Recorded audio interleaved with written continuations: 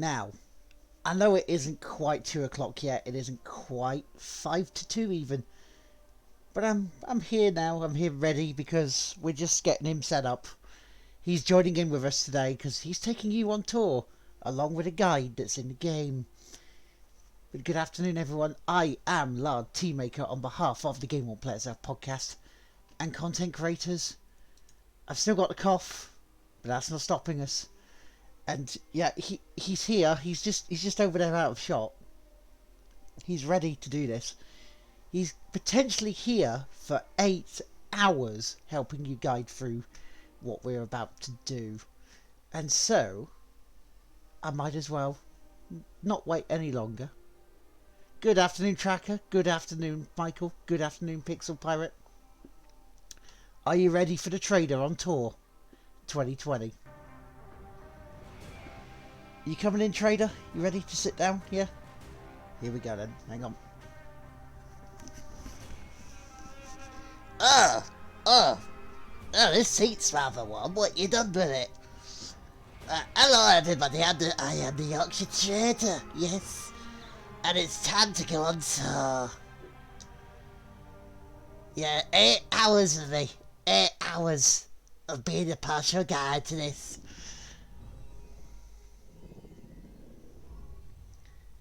I don't know why Lard's look, standing over there with his head in his hands already.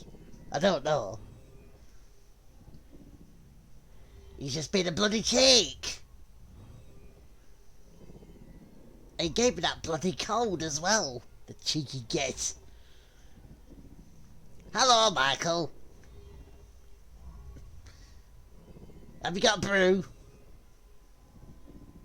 Because I'm about to go historical on your ass. Great success.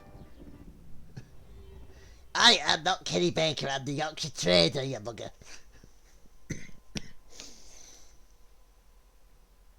Oh, hang on, Lard wants to say something.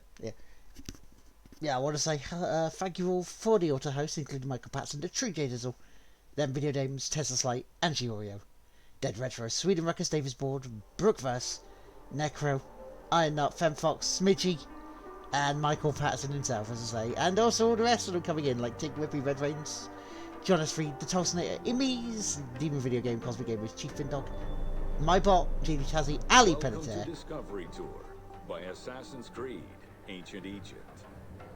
Disco Alpaca, Weaves, Chris Light, and Fair TV, and now I'll hand you back over. Oh, thank you for that, Lard. Now we can bugger off. Thank you. I'm gonna take these people on a tour of Egypt. The pyramids.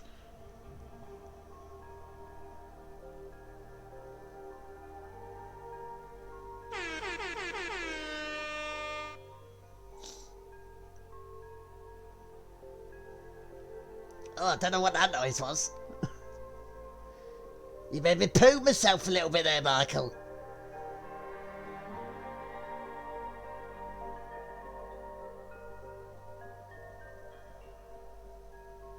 But here we go, we're about to go across the foothills. Now, I hope bloody Lard hasn't put this on there with fighting. I don't do fighting. No. I do singing. You know me doing singing. Fly me to the moon. Oh, hello. Hello, lady. Oh, I want to thank Lard for making me control a lady. Thank you. So welcome in to Alexandria, planning of the city, eh? Oh.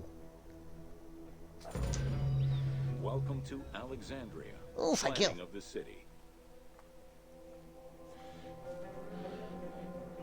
Alexander's plan to build his great city began with a verse from Homer's Odyssey.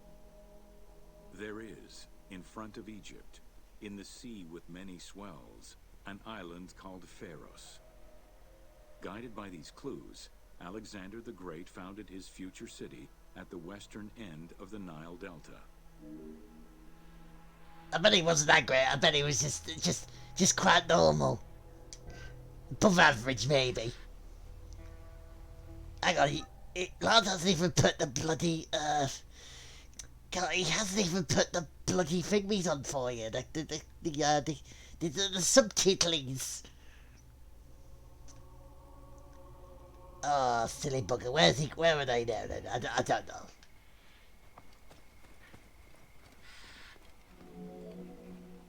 Though Alexander considered this location ideal for his great city, it presented considerable challenges. Too difficult to access during storms, the surrounding swamps threatened disease, and the limestone soil prevented the growth of healthy crops. However, due to the influence of his mentor Aristotle, Alexander the Great recognized that the true value was its strategic emplacement. Alexander knew that in controlling Pelusium to the east, Memphis to the south, and his crowning glory Alexandria to the west, he would create a triangular stronghold, allowing him to control the entire delta while giving him access to the Mediterranean. The only reason he controlled Memphis was because he had a contract with Elvis.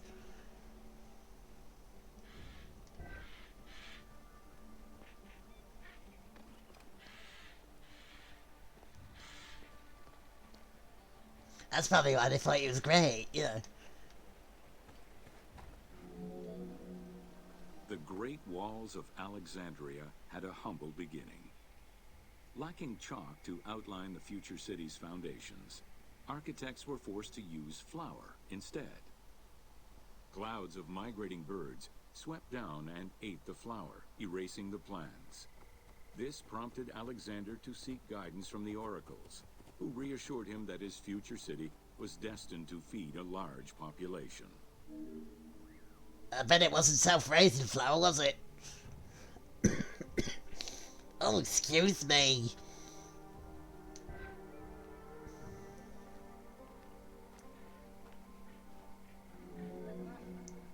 Excavations led by Mahmud Bey el-Falaki in the 19th century revealed that the wall enclosure measured approximately 5.2 kilometers in length and 2.2 kilometers in width. It was roughly 9 meters in height. Well, yeah, I don't want to kill people. I mean, we'll leave that to Lard after I'm done with this. Because this is just showing you what the places that we're going to go to when Lard decides to actually, you know, continue the saga that he keeps prattling on about, the bugger, you know. So look at him, he's over there, right? He's over there in the room, pointing at me to get on with it, and I say no. Well, yeah, he's the angry fellow is, Lars, I tell you. The little buggert. Look, Lars, would you just shut up and let me go and do this, yeah, please? Thank you.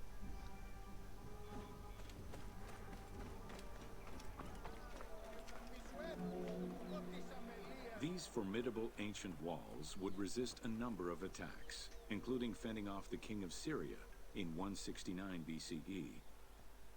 It wasn't until 295 CE that they eventually fell to Roman Emperor Diocletian, and this only after 8 months of relentless assault. Relentless assault, was it? Oh, I hope they took and got a doll, and the wall showed them where it was touched. Oh, hello. Excuse me, you're walking in my way, cheeky buggers.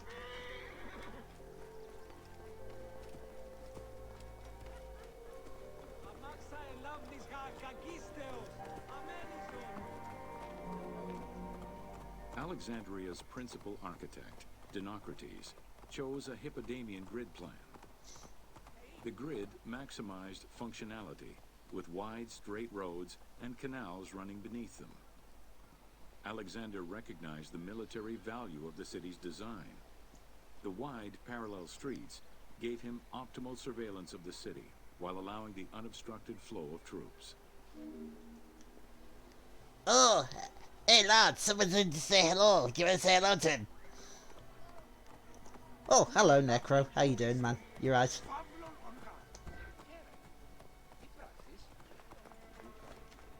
As you can see, I'm running along this place, and when they were talking about the the water in the canals now. It's a great part to run poo away from them. Or just put it in a sack to throw at people. A central corridor ran from the Mediterranean's north port down to Lake Mareotis to the south. This thoroughfare acted as an unobstructed link for commercial trade and travel between the two ports.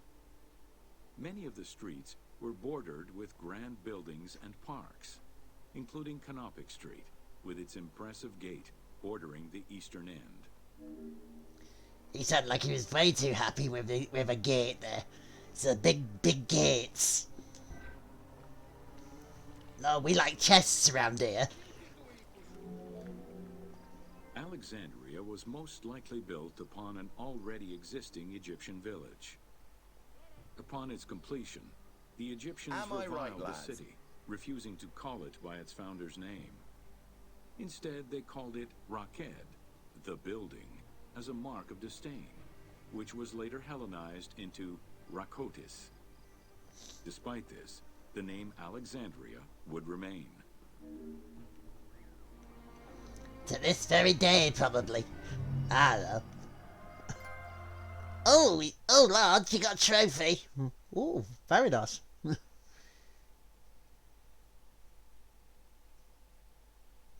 Wait, we'll open the tour. We'll open it into options so we can go through rather than going at our pace, otherwise I'll be here all year.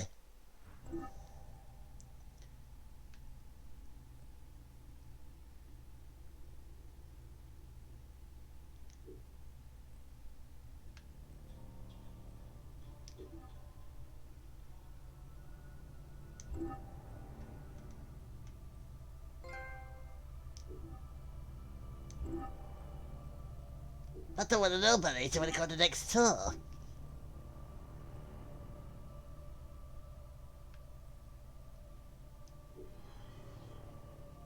Oh, that's how we do it, eh?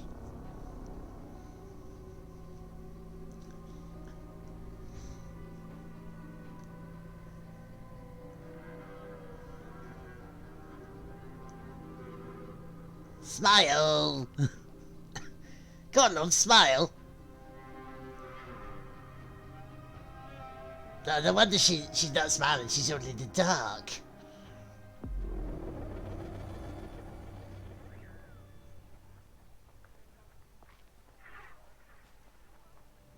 Okay, so learn about the major economical role of Alexandria. But I don't want to. Welcome to Alexandria, a commercial hub. So we buy shit and sell shit.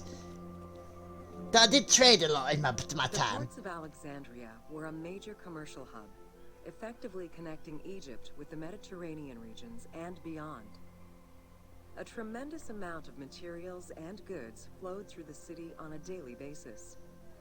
The large port market was called the Emporium. It was there that merchandise was traded by the ship owners, called Nakliros. I don't normally only trade like apples and stuff, you know. Very basic for people. And maybe loo roll as well, because if you get a dodgy apple, yeah, you're gonna be shitting for days, I tell you. Food and other artisan work streamed out of Egypt. Ceramics, glass, golden rings, and minted coinage. The local potters, using traditional Egyptian techniques, competed with those from abroad, and the textile industry flourished.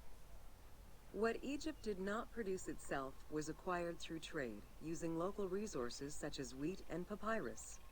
Most sought after was pine wood from Syria, iron and marble from the Greek islands, gold from Spain, and exotic fruits from Europe. All this commercial activity contributed to the already decadent wealth of the city. Sorry, I was a little bit distracted there, and I hope you didn't notice.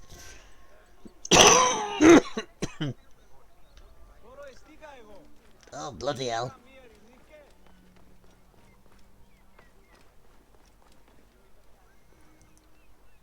Right, if you turn out on the dock of the bay to when ships rolling in and out again, you're looking in the wrong direction, you silly fool. Look, get up! Where's your hands gone?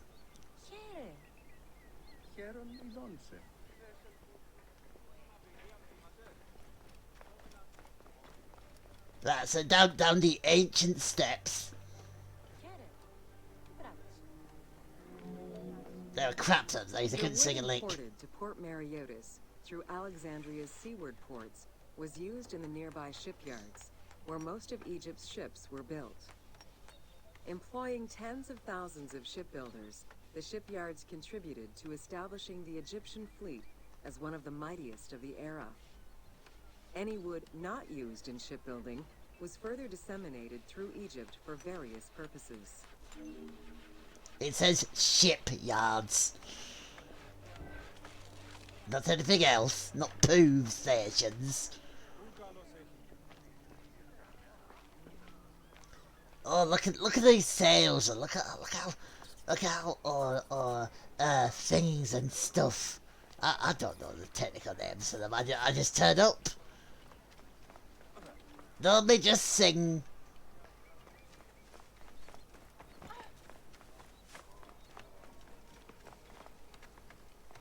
They're looking a bit crap compared to the cranes we have nowadays, eh?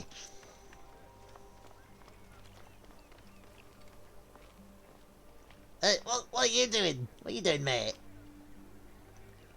Oh, play we wood, okay.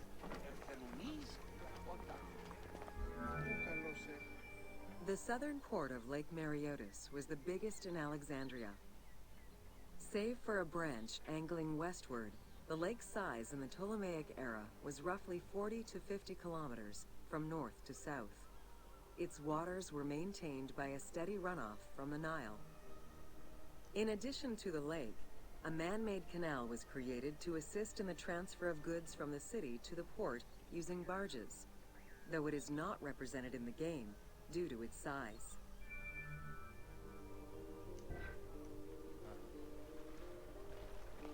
Blah blah blah words. Oh, look at these. Hang on. You haven't got your winky out, have you? Oh no, it's just his sword.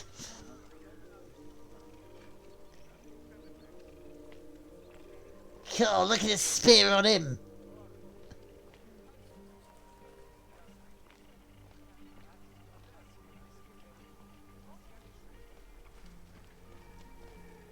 Bloody hell, look at the face on that.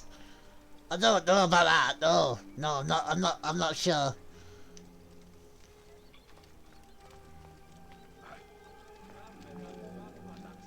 Oh, coin, just please. One of the most distinctive innovations brought by the Greeks to Egypt. The centerpiece of Alexandria's wealth was the royal systematization of taxes on almost everything. Basic items such as salt, oil, beer, wheat, and linen were heavily taxed. As a result, the royal treasury of Alexandria was able to ensure the economic stability of most of the administrative areas of Egypt. Beer, eh? Would you like some? Shall we do a whip round? I'll get the coach to stop for a few minutes if you want a beer.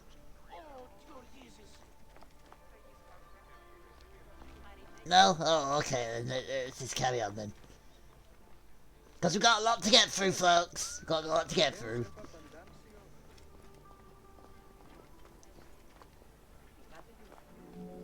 Oh no, I've run out of road In the again. late 12th century, the channel feeding the lake from the Nile silted up. Lake Mariotis lost its connection to the Mediterranean, as well as most of its water, as the lake slowly evaporated to a fraction of its former size. In modern times, Lake Mariotis is being kept alive through irrigation. However, only about 17% of its original size remains. Are you saying it shrunk? Are you saying it shrunk in water? Because, you know, that's not nice. Not nice to say that, no.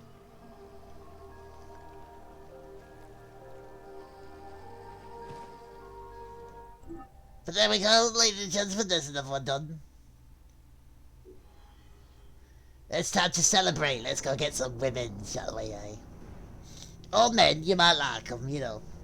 Whatever floats your boat. Just as long as they don't sink in that harbour, yeah?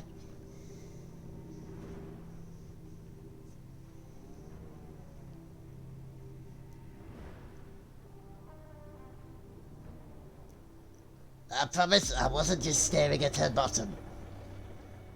Not even a little.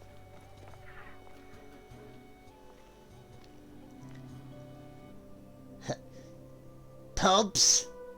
You're gonna say, like, you know, estimated time is 3 minutes. Various forms of entertainment, so I'll say pubs, brothels, jugglers. Welcome to Alexandria. And City of STDs. Celebration. Like most Greek cities, Alexandria offered multiple forms of entertainment. Most were related to cults, religious practices, and the festivities surrounding those practices. Among those festivities, the most important ones were the dynastic celebrations, instituted in honor of the deified Ptolemaic kings and queens.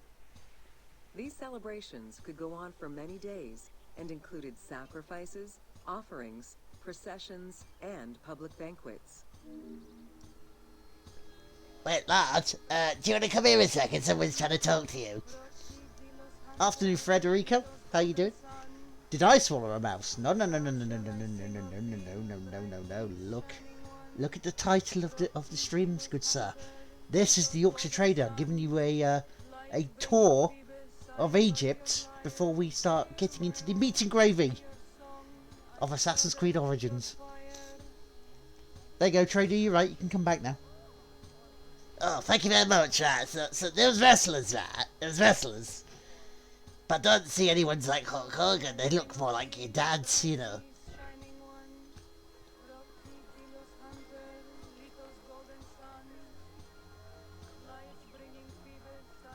Well, there's gonna be sand. There's gonna be lots of sand.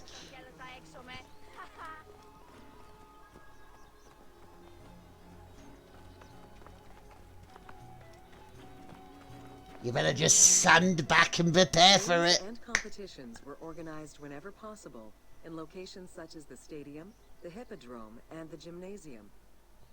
The residents of Alexandria favored such events where athletes, poets, and musicians from Egypt and other cities of the Greek world competed. Vases.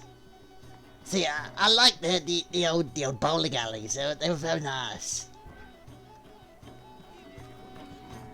You can get pissed while knocking down skittles. Like all good Greek cities, Alexandria had a theater. The architecture of this structure is Roman in style. This is because the team duplicated a theater from Cyrene. Roman theaters were usually semicircular and built from scratch on a flat area with structures designed to enhance oration. Greek theaters were more oblong in shape, similar to a horseshoe, and favored the slopes of natural hills to support their acoustics. Hey, didn't Monty Python play here before? I'm sure I saw them play here before.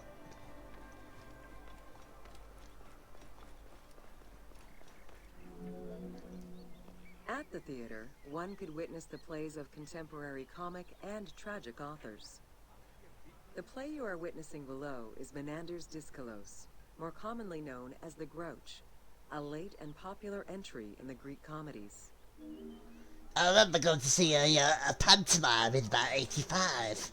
Yeah, that Jim Davidson before, you know, he turned out to be a twat. It was quite a filthy one. I don't know why I was there.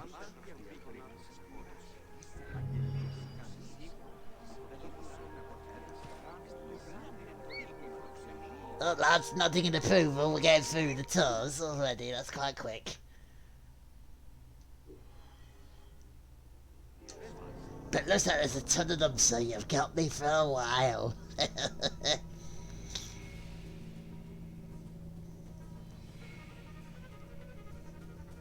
Yes, ladies, hanging around for a while.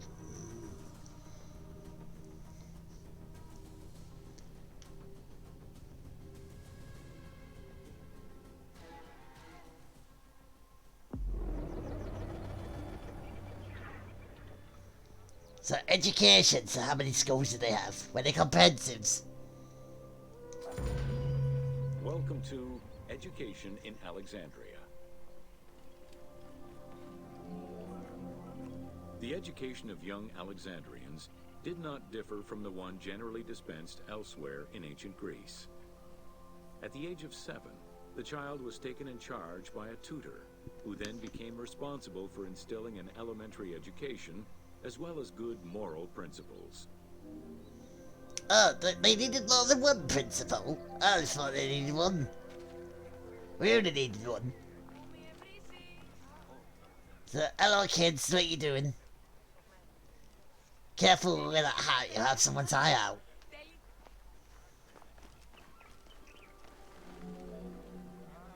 Teaching was generally done outside, in the open air.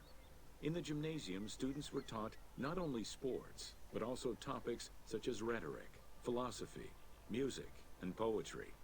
All things deemed essential to one's education at the time. And how to wipe your bum.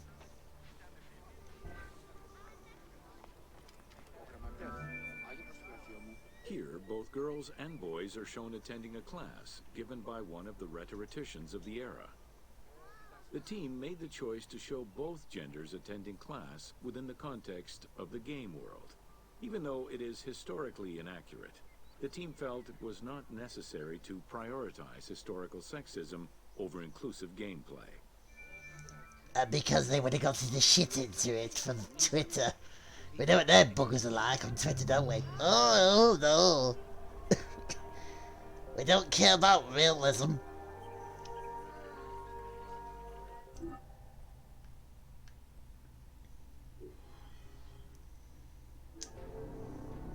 You know what they're like. God damn it, Larva, you're cold, you gave it to me.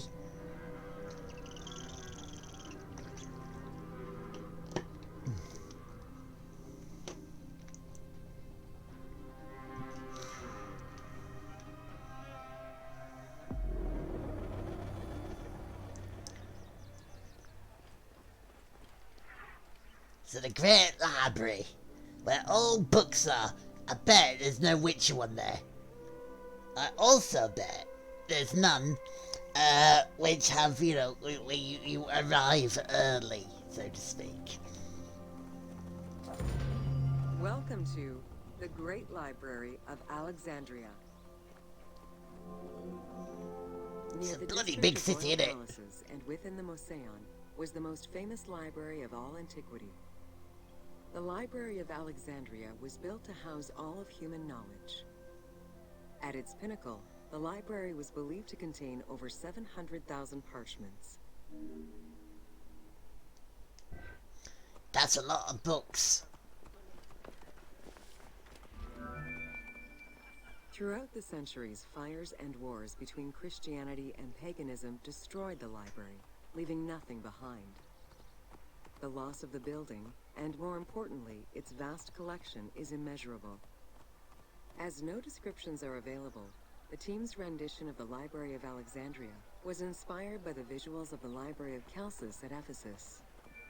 Oh, so they just made it up as they went along, eh? Oh. Oh, no, no, no, no, no.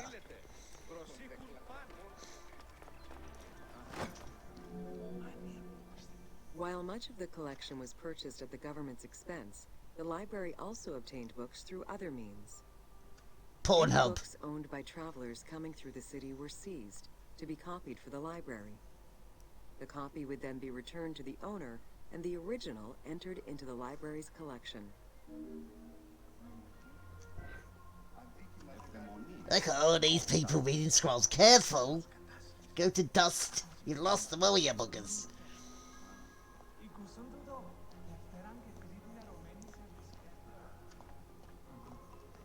Look, we're about to listen to two men talking.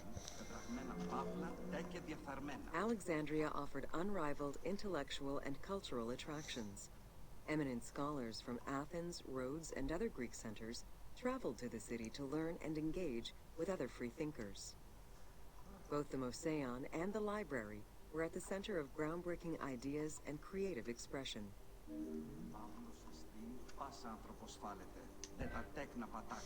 What, so say when some city asked, went, oh, the earth is flat, you know. They went, no, no, no, no, no. Come here, friend, come here. Whack! Now don't do it again, you silly bugger.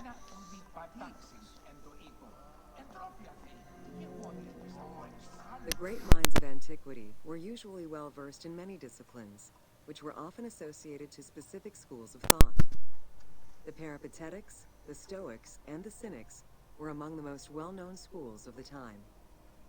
It is clear that Alexandria lived up to its fundamental role as a city for intellectuals, nurturing many great minds whose impact reverberates through our modern world. Great minds? I don't think so.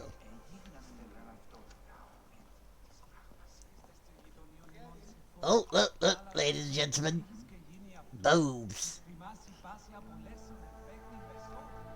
There you go. Hypatia of Alexandria was a Greek mathematician, philosopher, astronomer, and inventor. Though born in Greece, she eventually migrated to Alexandria, like many great minds of the time. It is there that she became the head of the Neoplatonist school of Alexandria. From most accounts, she was highly respected by her fellow Alexandrians, both as a teacher and a philosopher. With her death, the age of great ancient scientific discoveries came to an end. So I think she's had a wardrobe malfunction there, look.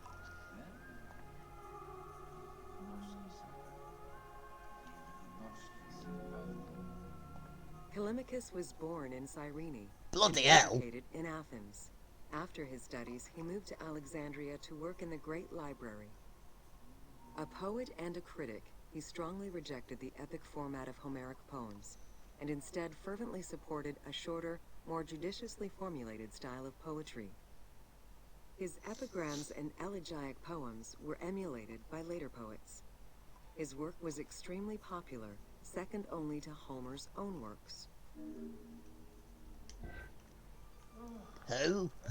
I have no idea who they were. None at all. No.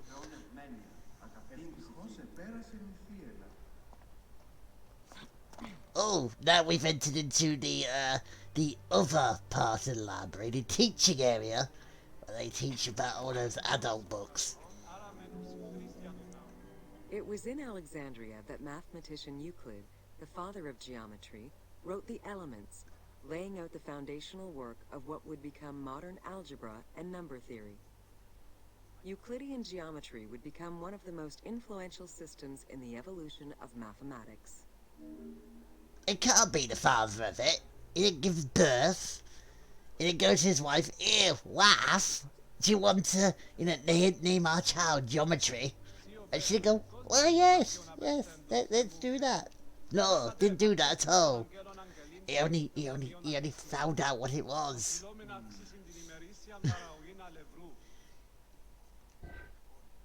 Homer's work was a bit... Oh! How do you calculate the circumference of the Earth? With a camel, 2 sticks, and shadows cast by the sun. This is what Eratosthenes of Cyrene described in his principal work, Geography, while he was director of the Great Library of Alexandria. He is credited for the invention of the armillary sphere, around 250 BCE. I don't know about you guys, but I thought that was going to turn into a joke there. Should have went, oh, education should have won us all.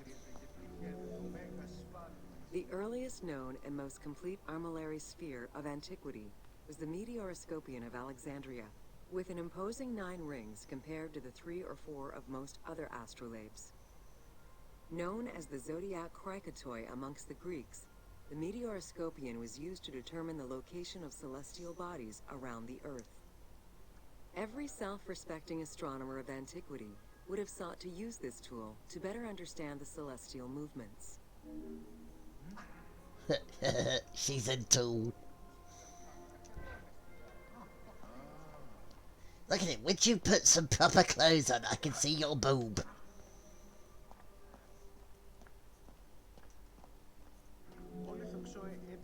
Pythagoras of Samos was a well-known and respected philosopher and mathematician. He is best known for the Pythagorean theorem. However, there is proof that the theorem existed in Babylonia and India long before Pythagoras was born, casting some doubts as to who exactly originated the theorem.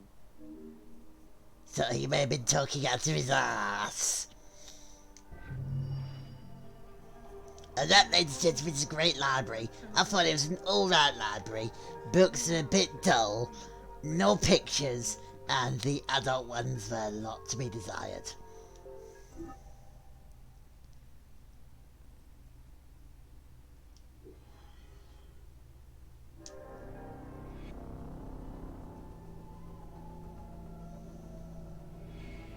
Slippery slopes? Is that what you called her?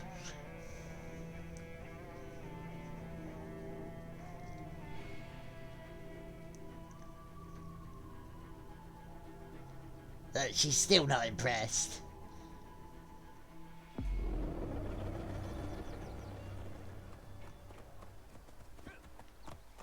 Oh, careful.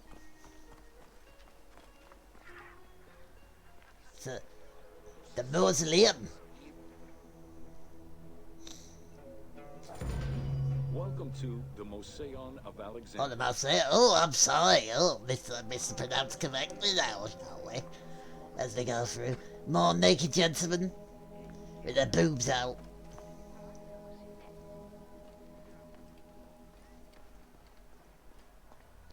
A toga not to wear that. The Mosaeon was a sector of the city commissioned by Ptolemy I to rival Athens Academy as an institute of intellectual pursuit. Dedicated to the 9 inspiring muses, the Mosaeon became a great center for philosophical and scientific enlightenment. It welcomed scholars from many kingdoms, inviting them to share knowledge in literature, science, and geography. There's that lady again.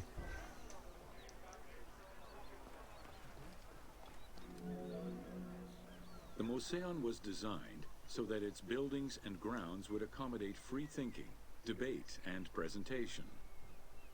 Meeting spaces and theaters surrounded a main courtyard.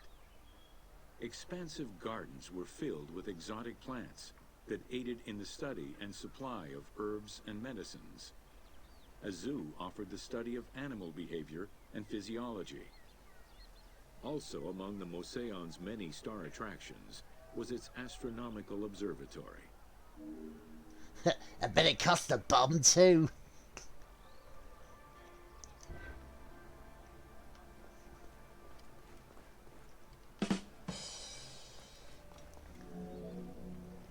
Herophilus was a physician who lived most of his life in Alexandria. He was able to perform the dissection of human cadavers on a large scale, due to the permissiveness of the city in such matters. Among many other discoveries, he learned that the brain was central to the human nervous system. He also extensively mapped the blood system and measured the pulse with the aid of a water clock. It is reported that in his thirst to understand human anatomy, he performed 600 vivisections on live prisoners. He sounded like a sick fuck to me. Oh, lad, come here a second. Yes, sir. Yeah. Thank you very much, Trader. Tim, thank you for the host, Tim. Welcome into the Trader on tour as I hand you back over to the Yorkshire Trader. So he felt up bodies, did he? I said it was education. I don't think so.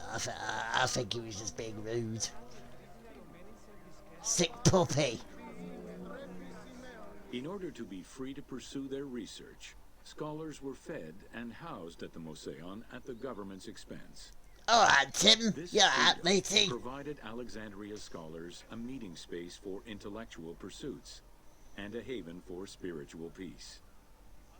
Though nothing remains of the original Mosaeon, it lives on as the legacy of our modern museums.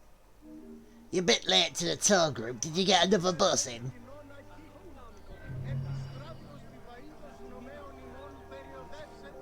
I mean, to be fair, you've missed just a bunch of old buildings and, like, naked dudes with their boobs out.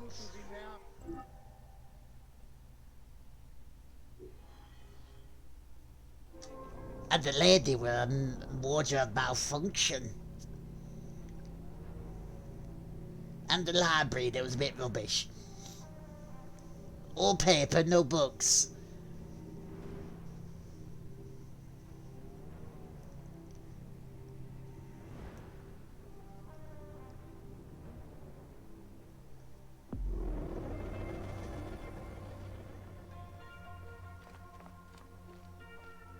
So where are we going now with this wonderful magical mystery tour that I've not taken before?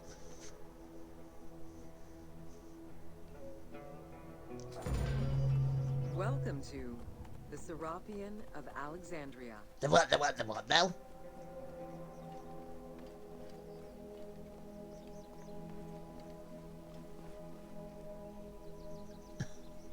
History of bacon. Well, there was a pub. There was a seller. There was a trader of stuff. He was selling bacon along with beer. You did miss that, yes.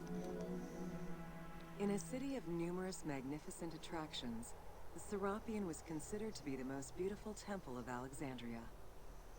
Located southwest of the city, on a small hill known as the Acropolis, the sanctuary was constructed during the reign of Ptolemy III, upon foundations which had existed since the reign of Ptolemy I Soter.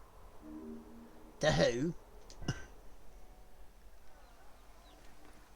Look at this. They could have, like, you know, cleaned it up a bit while we're here. Look at all this shit on the ground. Do you guys not have a brush? Or even a mop and bucket? Oh, there's my crap here, look.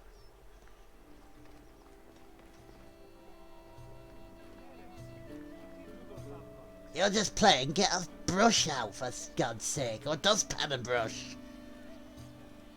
Try to do it with your toe or something, clean up this mess.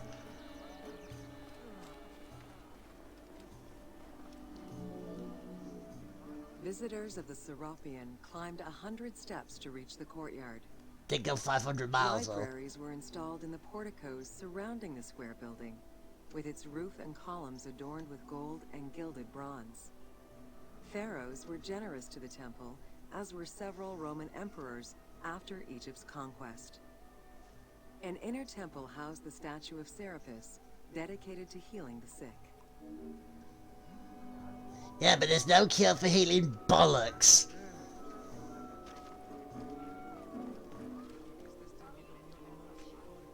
Oh, okay, chat people.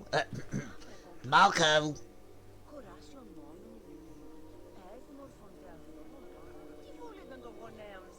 Marco.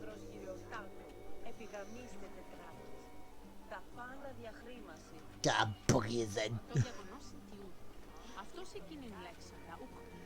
Hello ladies, just passing through. Do you know where the toilets are?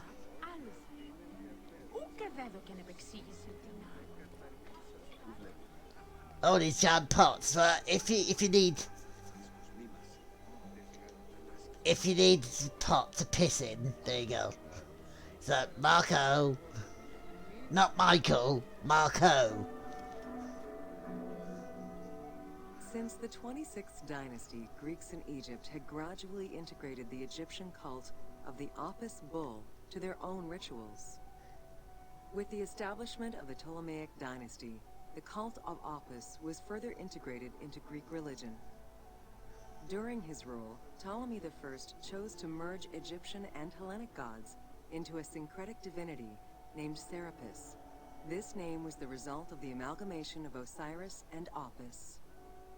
With this new deity, the Ptolemaic dynasty managed to accommodate similar belief sets for two different cultures, bringing about a new dynastic cult. I beg your pardon, lady. Might want to wash your mouth out there. As you can see here, in front of us is the god of zombies. Thank you, Tim, for that. Thank you.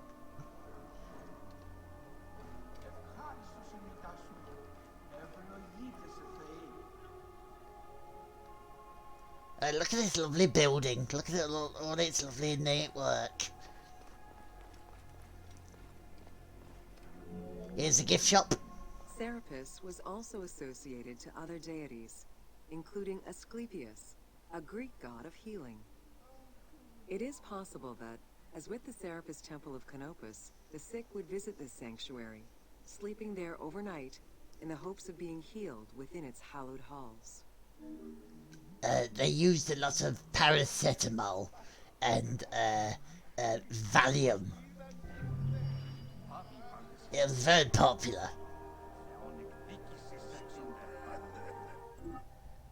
So that's the next one. Now we go to the islands of Pharos. I hope you've got life jackets just in case.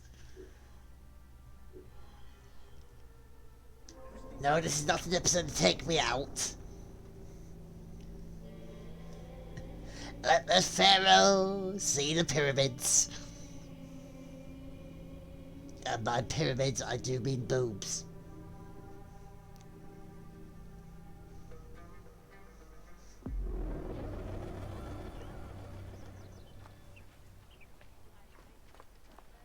Oh, no, these statues have got a nice view, I guess. Look at them.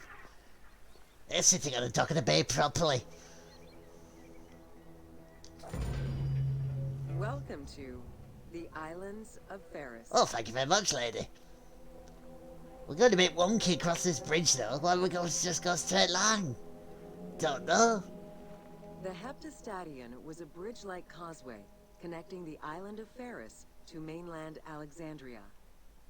Its name is based on the Greek terms of measurement, hepta, meaning 7, and stadion, which is a measure of length of roughly 180 meters. Are they to your meters?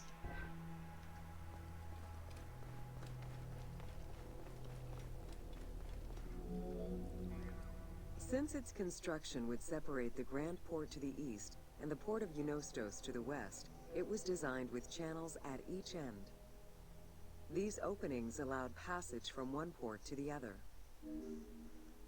I don't know, I think they're in denial with that one.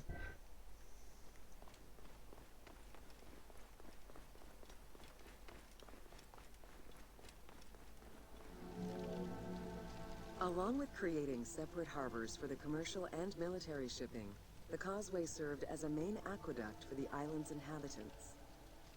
Its presence also helped protect the island and its ports from rough wind and sea currents. At the end of antiquity, the Heptastadion disappeared under layers of silt and soil, which formed an important sedimentary deposit. Well, yes, Tim, the river denial.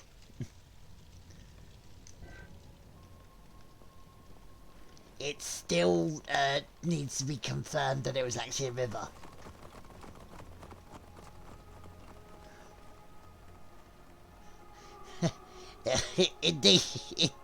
Indeed, there, Michael, indeed. Top punnage from you, sir. Top punnage. As we move away from the bridge, we see this wonderful horse here, named Roach. Go away, little boy.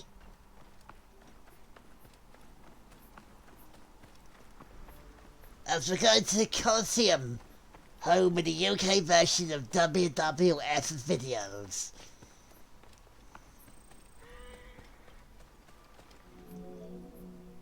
While the Serapeum was the most celebrated of the temples in Alexandria, many other temples were built within the city. Most of these structures have been completely erased over time, and there is no way to discern how many existed. However, research of ancient papyri offer tantalizing hints as to the possible location of at least some of the temples. It's a stone temple with a pilot on it. Oh, look at him. He's trying to be like Deadpool. You're not that great. And look at all this shit's on fire, yo.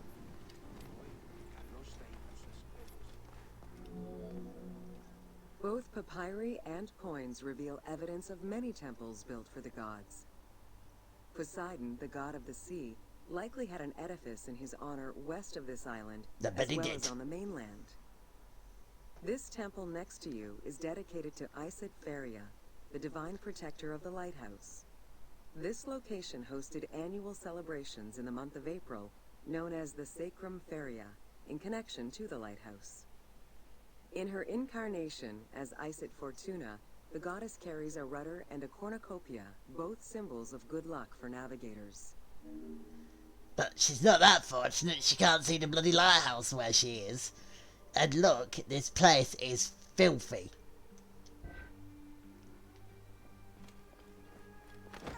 Well, you know, you got in me bloody way, you buggers.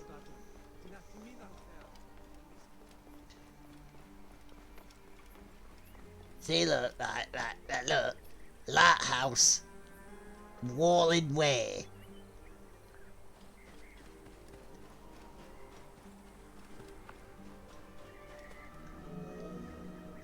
Considered one of the 7 wonders of the ancient world, the Lighthouse of Alexandria was a source of great pride for the inhabitants of the city.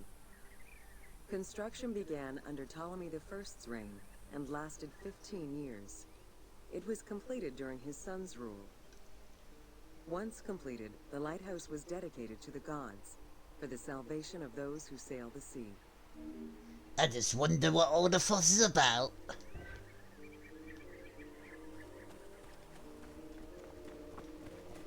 Oh, get away. Get your horse and camels away. I don't want to know about you, bastard. Built on the island of Pharos, the stone structure was 3 tiers set on top of one another in a step formation. 5, 6, The 7, second floor 8. consisted of an octagonal tower, and the top floor was a cylindrical tower topped by a statue. The interior provided space for staff rooms and a ramp which allowed the transport of fuel to the upper floors.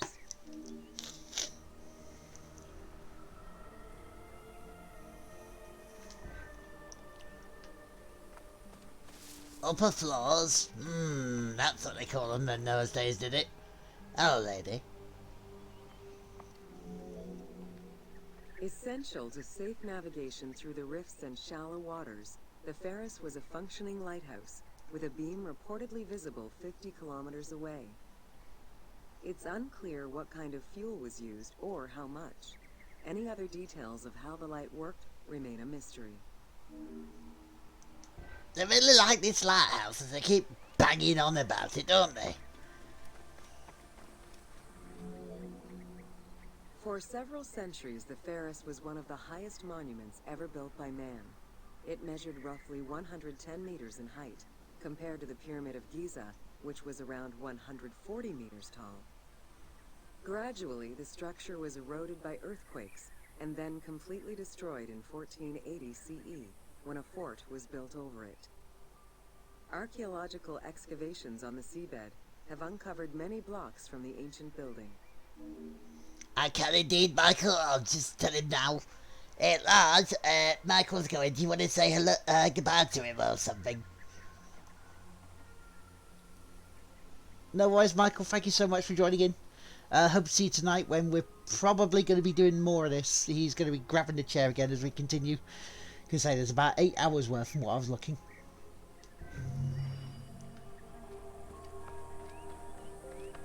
But yeah, thank you very much, Michael, for joining in. We'll see you later, dude. Get out your bloody chair. Get back into it out the way so I can continue this side. The silly bugger just he wants the spotlight back, this lad. He's not getting it. Not yet, no.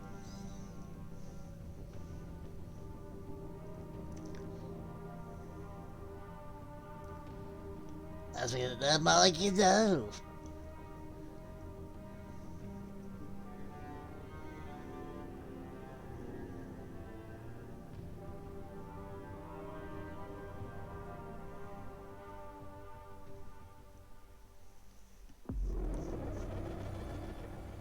Oh, where are we now? Oh, it looks like a conservatory. Yeah, it's a conservatory. Welcome to the Panean. No, conservatory. The Panean was a temple built in honor of the god Pan, divinity of nature.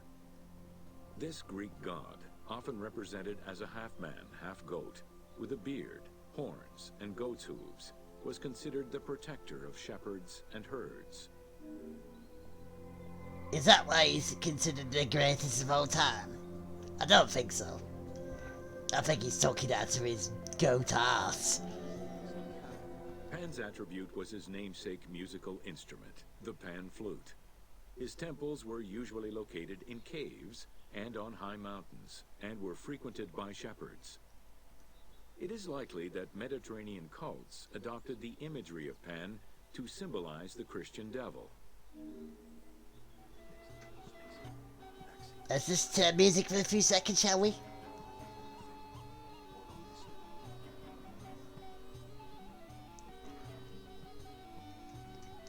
Yeah, they'll never get on Pap Idol with that. No. They just won't. No, it's just awful. To give proper honor to the god, Alexandrians built an artificial hill upon which they housed his temple to compensate for the flat relief of the city. The artificial mound had the shape of a spinning top or a pine cone, which was accessed by a spiral staircase. The top had a panoramic view of the entire city. Only such heights would be fitting for a mountain god. Hey, look, again, it's that bloody lighthouse stealing its thunder. I mean, look at the city here. As Tim is pointing out to the group, it's a lovely, beautiful city, but look at that lighthouse again.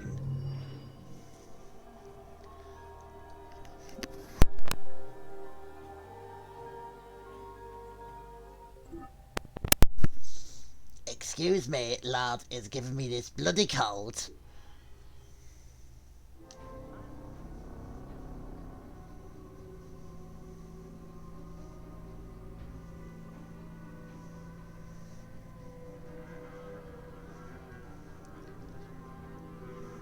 But lad is once again looking forward to getting into this when I'm done.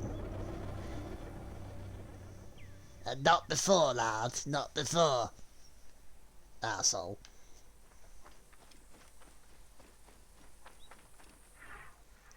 So the Hippodrome. Not like the one in Birmingham.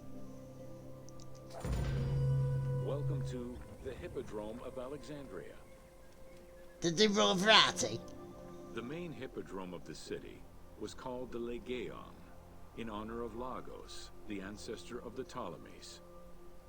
Alexandrians were great lovers of horse racing. They were fascinated by the rivalry of these races. The Agon, as it was said at that time, that every competition brought. It was a struggle for glory.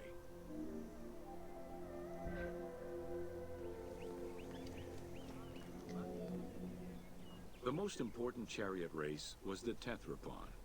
Using 4 horses with the quickest harness to the front right, the charioteer would race for 12 laps, with sharp turns at either end of the hippodrome.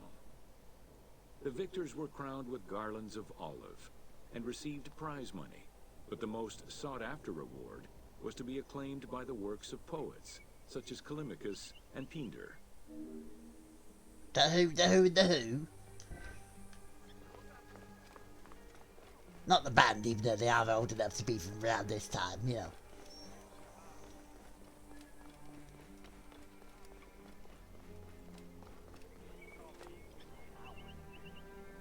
What are you doing just standing there, you bugger? What are you doing? You're doing nothing. Ye hymns that rule the lyre, what god, what hero, aye, and what man shall we loudly praise? Verily Zeus is the lord of Pisa, and Heracles established the Olympic festival, while Theron must be proclaimed by reason of his victorious chariot with its 4 horses. Theron, who is just in his regard for guests, and who is the bulwark of Akragas, the choicest flower of an auspicious line of sires, whose city towers on high, bringing wealth and glory to crown their native merits. That sounds like a lot of old bollocks to me. But there you go, ladies and gentlemen, on our whistle-stop tour of Egypt.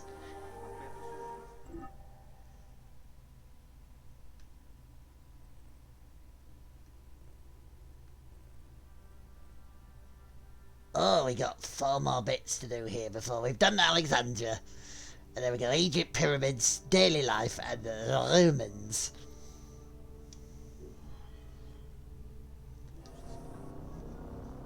Which, if you're good boys and girls, I'll make it a bit longer today. if you're trying to tour with the trader.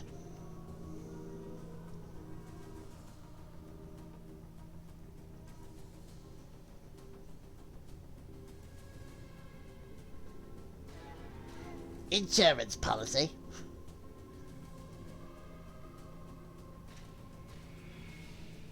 So you'd have sex. Ooh. Ooh. To make sure your tomb wasn't desecrated, because your kids would look after it. If they didn't, you give them a clip round the ear.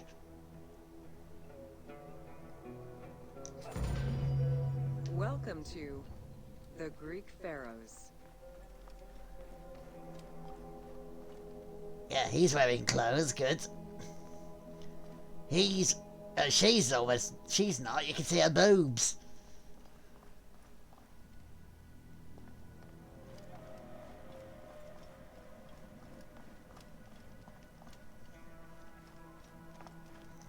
Oh, spooky time, don't shit yourselves. Don't have a poo. Pharaohs were considered divine incarnations of the gods. As an avatar of the gods living on Earth, the pharaoh's role was to preserve fundamental values and universal harmony by removing chaos, Izfet, and ensure that justice, Mot, prevailed. The pharaoh, by divine ancestry and through multiple offerings, was the bond that unites the world of men to the world of the gods and allows the maintenance of the cosmic order.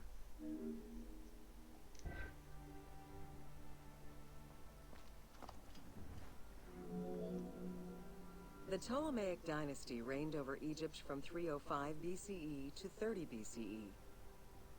The dynasty was called the Ptolemies of the Lagids, in recognition of the founder of the dynasty, Ptolemy Lagos, a Greek general and close friend of Alexander the Great.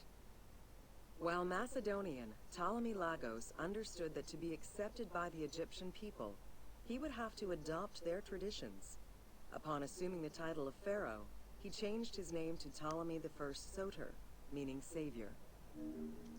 I don't know, the statues look the same. It's like ego of these people, I tell you.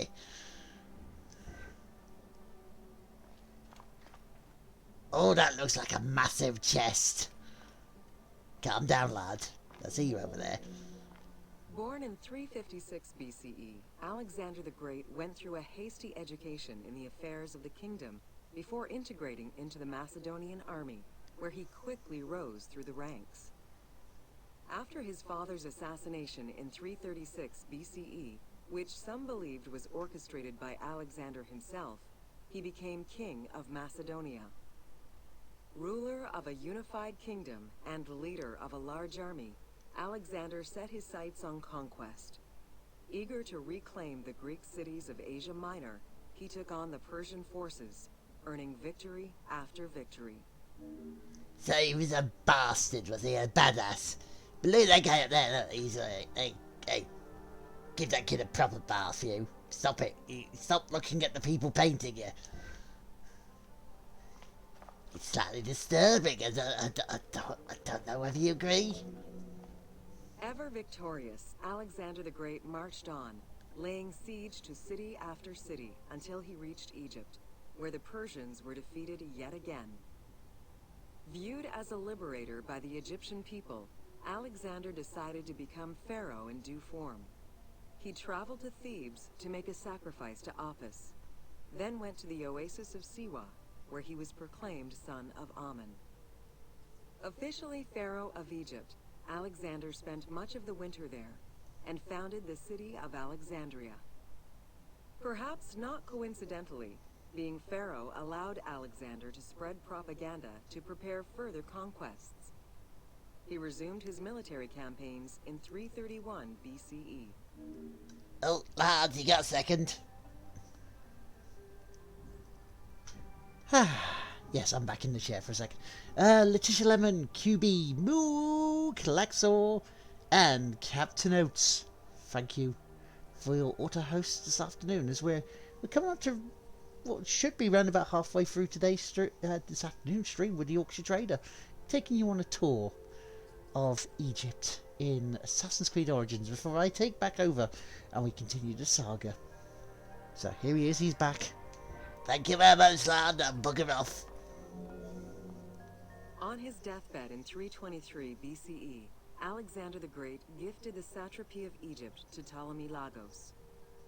Perfectly aware of the value of Egypt, Ptolemy ensured not only the stability of the country's borders, but also its economic and military development. At the same time, he worked with the Egyptian elite to maintain the internal order of the country. By 305 BCE, Ptolemy, well respected both in Egypt and in the Mediterranean, was at the head of the largest fleet of the Hellenistic world. Ptolemy officially took the title of Pharaoh of Egypt in January 304 BCE, on the anniversary of Alexander the Great's death. See, look, she's got the jugs out again. So, welcome home, have a flash. Oh, thank you, Tim, thank you.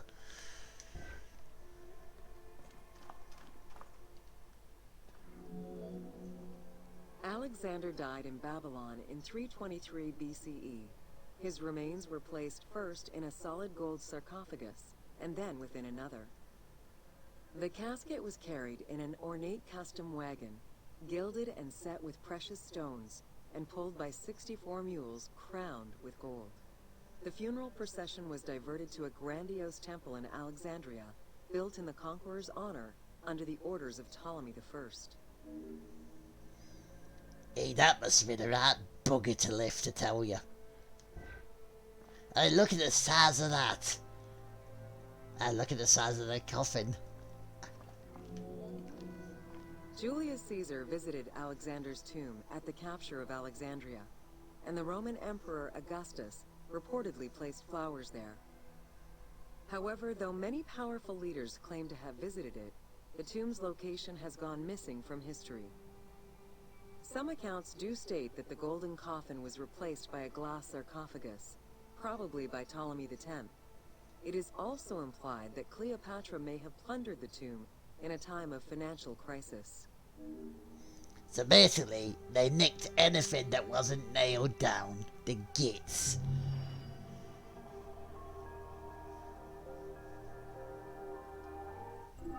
There we go, there's a bit from a dead body for you.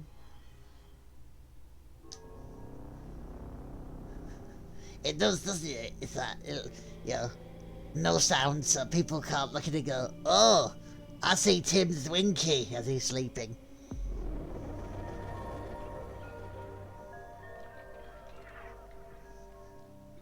Oh, time to go see Cleopatra. Coming at ya. Welcome to Cleopatra, Queen of Egypt. Have I got an appointment? Can we see her? She's not in a bath, is she? I mean, I'll scrub her back for her if you want, so. Cleopatra VII Theophilopator ascended the throne in 51 BCE at the age of 18. Though her early attempts to maintain power were often challenged, she eventually prevailed and became the sole ruler of Egypt. According to Plutarch, she was the only Ptolemaic pharaoh to speak the Egyptian language. Her intelligence, coupled with a good education and a great political mind, allowed her to make the alliances necessary to maintain the independence of Egypt while Rome was becoming a Mediterranean empire. It's nice and swanky place she's got here, isn't it?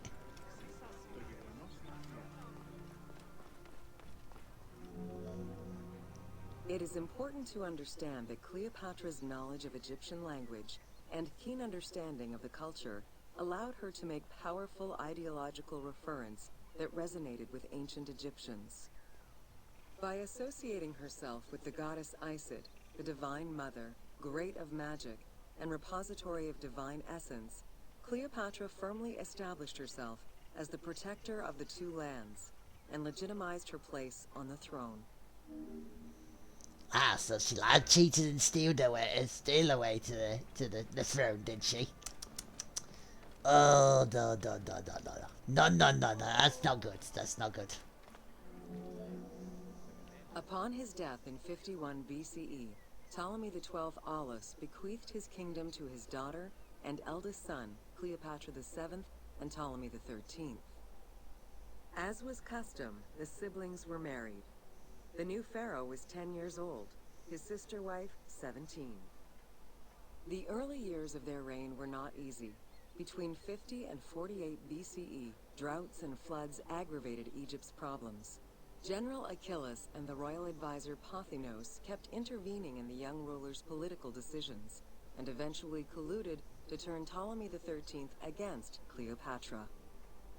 By 48 BCE, Cleopatra was in exile. He queefed. Oh, the filth, the utter filth. During Cleopatra's exile, the Roman Empire was not without its own internal conflict. Caesar and Pompey were at war with one another, and after his defeat in 48 BCE, Pompey fled to Alexandria in the hope of finding refuge. This turned out to be an unwise decision. Listening to his advisors, Ptolemy XIII elected to have Pompey assassinated, his head kept as a gift, in the hopes of acquiring Caesar's favor. This gambit backfired. Instead of earning approval, the murder of a Roman greatly angered Caesar. Only because he tried to seize her. Infamy, infamy, you've all got it infamy? No? Okay.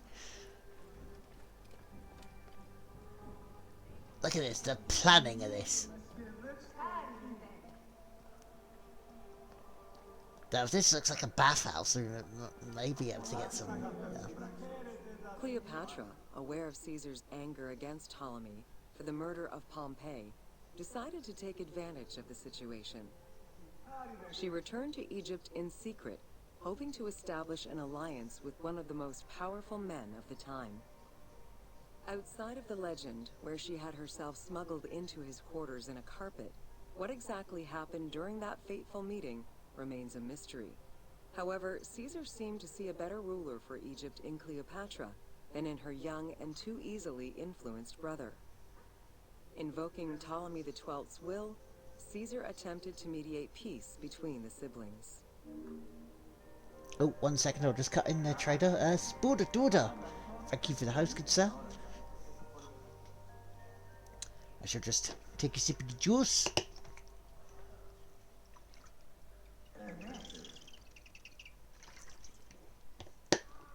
I will hand you back over to the trader.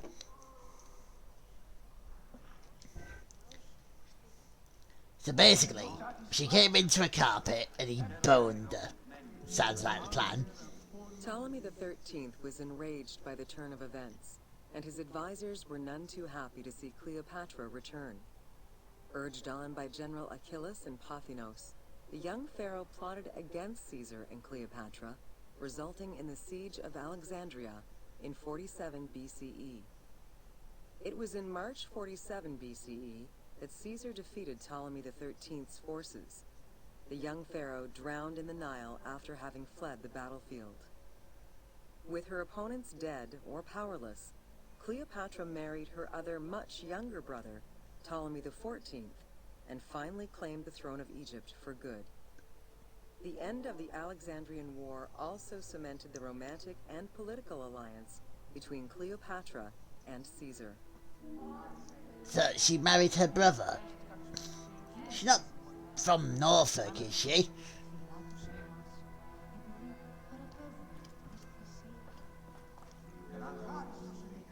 In June of 47 BCE, Cleopatra gave birth to a son, whom she called Caesarion. Caesar did not accept the boy as his heir, choosing instead his nephew Octavian. Nonetheless, on his return to Rome, Caesar invited the queen and her brother husband to stay in the city. Her presence still drew much disapproval from the Senate. Always a strategist, Caesar left 4 legions in Egypt, and a man he trusted to direct Egyptian affairs, giving him control of the wheat supplies essential to Rome. Cleopatra and her entourage remained in Rome until March 44 BCE, when Caesar was murdered. What's this BCE I keep hearing? Is it before Christ evolved? Was it before Christ existed? The evolved sounds so much better. He's like a Pokemon.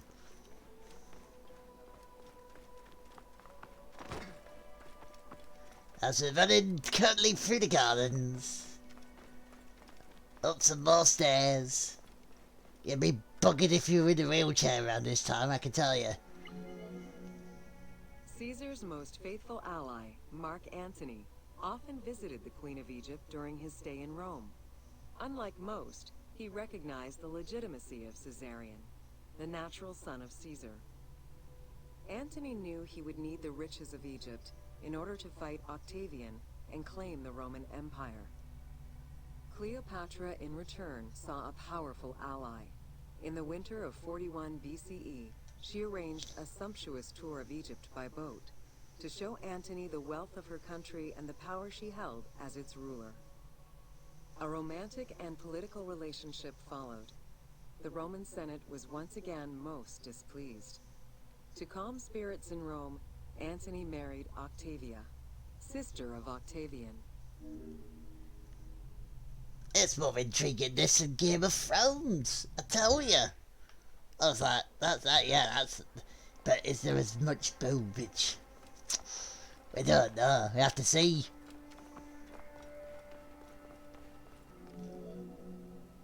Despite his marriage to Octavia, Antony remained Cleopatra's lover, and she gave birth to their children. Cleopatra increased her kingdom's territory and started a political propaganda alongside her lover in Egypt and beyond. She hoped to create a Ptolemaic federal empire with Alexandria at its center.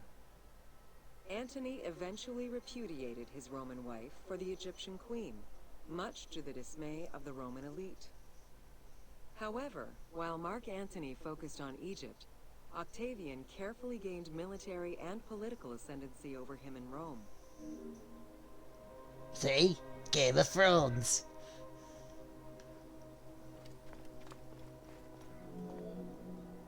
Octavian managed his own propaganda campaign and succeeded. The Roman people hated Mark Antony and Cleopatra. To avoid the censure still inherent in attacking a fellow Roman, Octavian simply declared war against Egypt.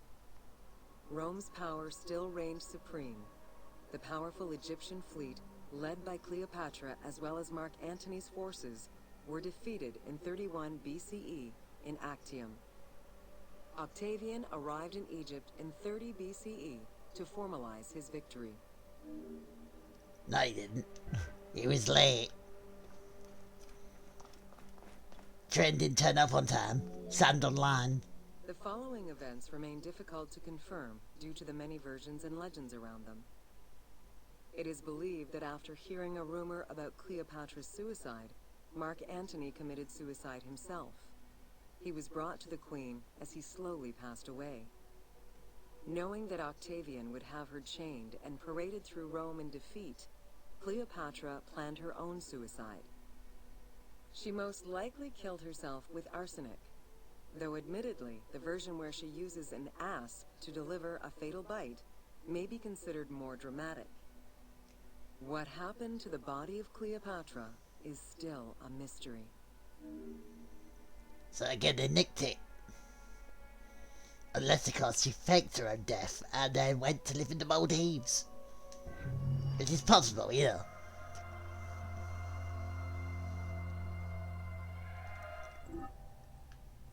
So we got 2 more to do in Alexandria. And then, look at all these. We're smashing through them, folks. We really are.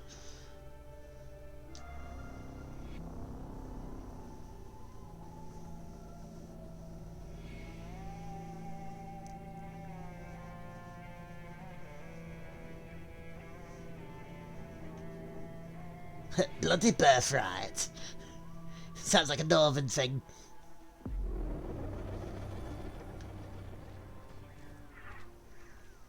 Okay, this one's gonna... The Siege of Alexandria for 20 minutes. Welcome to the Siege of Alexandria. Buckle up, buttercups. It's gonna be a big one. A Among the collection of writings attributed to Julius Caesar are his descriptions of the Siege of Alexandria, the Gallic Wars, and the commentaries on the Civil War. These archives contain information on different campaigns, the Wars of Alexandria, Africa, and Spain. Each of them recounts Caesar's military activity from 58 BCE to 45 BCE. Though Caesar's documents remain a main source of information, it's important to note that the perspective is limited. It is necessary for other historical documents to be taken into consideration to provide a better understanding of events. 1 second, Tim, I'll just bring Lard over. Are there trophies for going through the history? I've definitely got one today. There might be more for completing them all. I don't remember, but there's definitely one for doing at least one of them.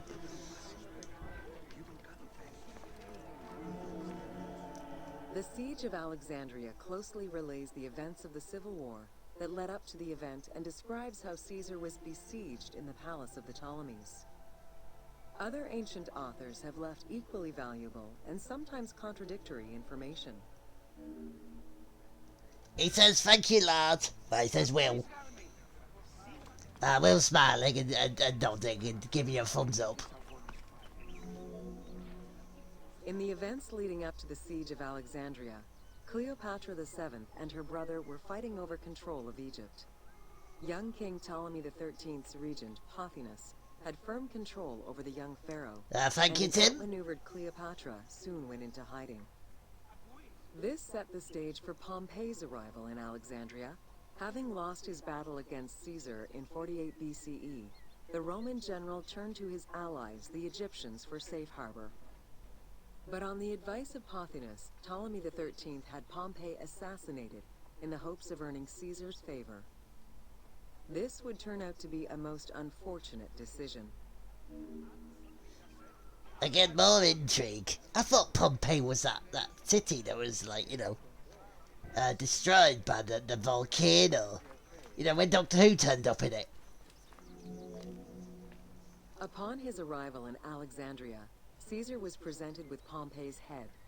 The sight of a Roman murdered by Egyptians did not sit well with him.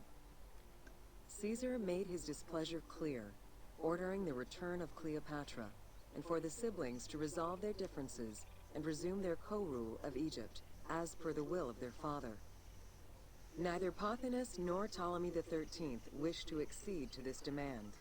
While doing his best to aggravate Caesar, Pothinus secretly plotted against the Roman ruler, and sent word for Egyptian general Achilles to bring his 20,000 men to fight on his behalf. While Pothinus plotted against Caesar, Cleopatra made a bold move. Mustin, does this statue look like someone else that isn't Caesar? Looks a bit, Russian, maybe? Sitting on a horse, his top off.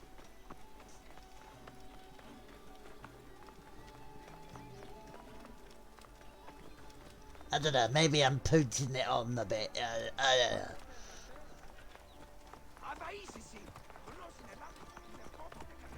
As they're running down the high street, by some shops.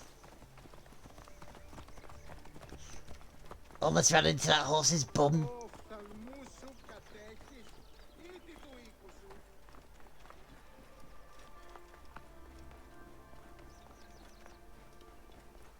Wait. Oh. This place looks very fancy.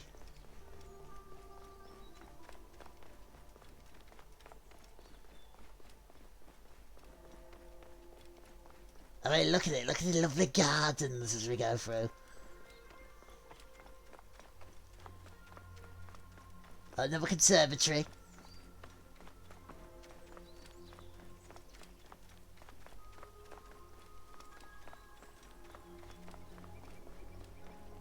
Hey, it's a big bugger of an area, this, to tell you.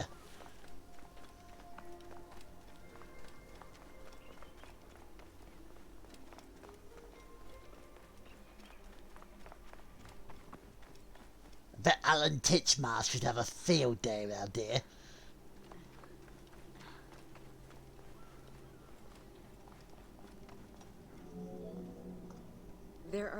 various descriptions of the encounter between Caesar and Cleopatra.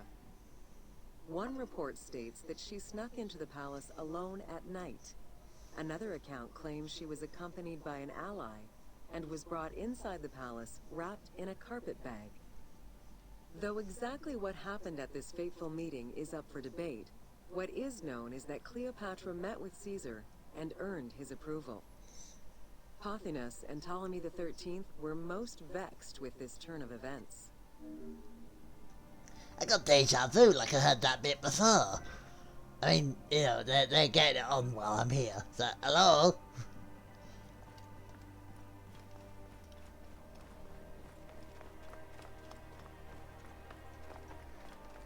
Was it all just a little bit of history repeating?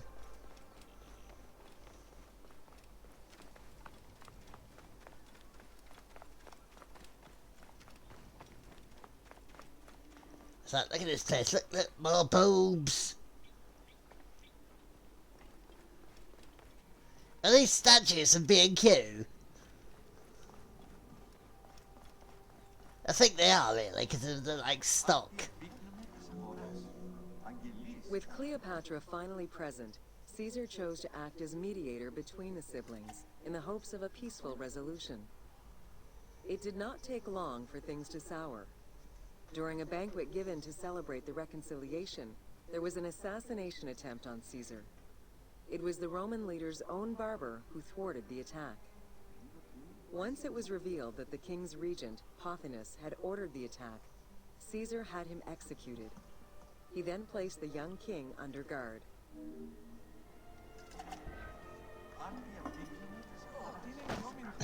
Get out bloody way, you. I'm in a hurry.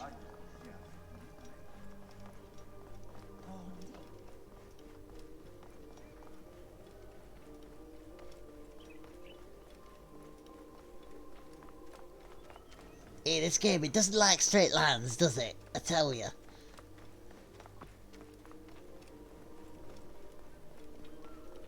As I go back through gardens. Lovely tent area. With some soldiers. Caught within the palace with roughly 4,000 troops, and with the knowledge that the arrival of enemy forces was imminent, Caesar sent for help from Syria, Rhodes, and Cilicia. He ordered his men to dig a ditch around the palace and build a wall leading to the harbor. This would ensure Caesar's access to the sea. When Egyptian General Achilles arrived in the city with 20,000 men, the battle for Alexandria began.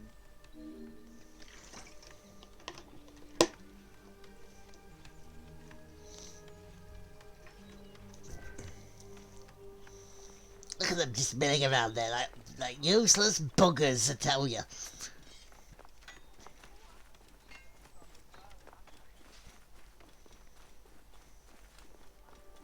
Again, this place could do with a spruce up. I mean, look, fires everywhere.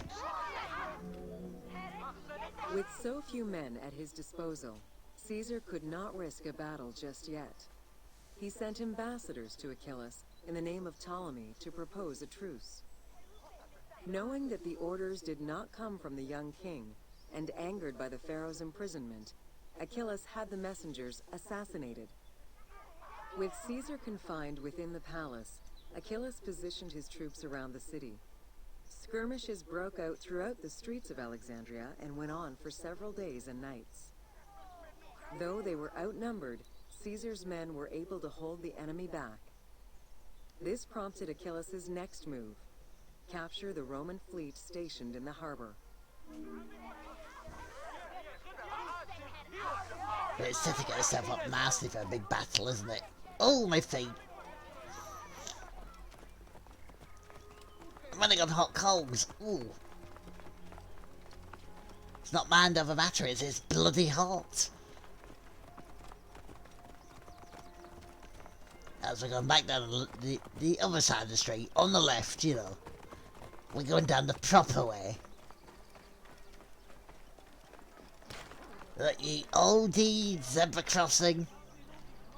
Green Cross Code Man's around here somewhere.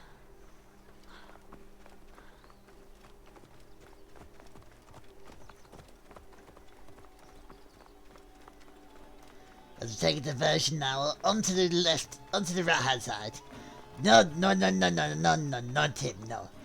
The Queen's English way of doing the driving.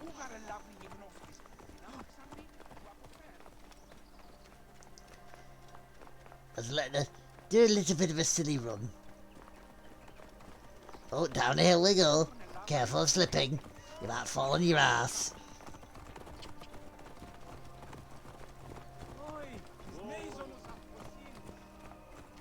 These bloody horses getting in the bloody way. Out of the way, kid. Although the palace offered protection, losing the port meant the end of help and supplies. Caesar knew he had to protect the fleet. While he and his troops succeeded in regaining control of the port, he knew it would be impossible to sustain. Caesar ordered the burning of the ships. With passage back to the palace closed off, he headed for the lighthouse of Alexandria. Oh, that lighthouse again. Yeah, you don't want to step in horse poo. No. That shit gets stuck in your toes for days. Fighting their way through the Egyptian troops, Caesar and his men eventually reached Pharos Island. There, they took refuge within the lighthouse. With easy access to the open sea, Caesar was able to send messages to his allies requesting reinforcements and more supplies. The island fort also allowed him to control access to the harbor by relying on the chains used by the Egyptians to control ship traffic to and from Alexandria's docks. Hello, Fetty Wap. Hang on 1 second, I'll get Lard in. Good afternoon, Fetty Wap. That's the name that just rolls off the tongue, isn't it? We're here with the Yorkshire Trader doing a tour of The exact Egypt. chronology of events during the war in Alexandria remain imprecise. Conflicting accounts raise questions as to when, and even if, the Great Library of Alexandria was burned down at all. One account states that during the fighting, docks and warehouses were burned, and this was the fire that spread to the library. In another account, when Achilles cut off the harbor, Caesar had to leave the safety of the palace to defend his ships. As the enemies battled across the port, their arsenals set ships ablaze, and this destruction spread to the library. Yeah, it's one of the better Assassin's Creed games, isn't it? Say, the Yorkshire Trader was just going through the tour for you. You're doing homework right now. How old are you? Before we continue on with this, with the actual main game. So it's back to you, Trader. Okay, thank you very much. Thank you. Alright, let's do this. In either case, the Great Library was not completely destroyed. Experts point out that its location was too far from the harbor, and much later texts refer to the Great Library as being intact.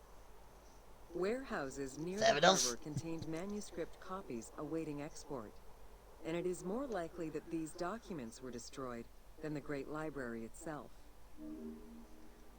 So, yeah, we're just going through Egypt with this. Welcome in, though. Welcome in, Fetty. With me, the Yorkshire Trader. Before Lard gets on with the game properly. The destruction of the Great Library may have been due to a number of fires over the ages. Its end was probably closer to the 4th century CE, when the Christian Emperor Theodosius I ordered the closure of all pagan temples. While some documents survived after being moved away, it remains unclear just what knowledge may have been lost.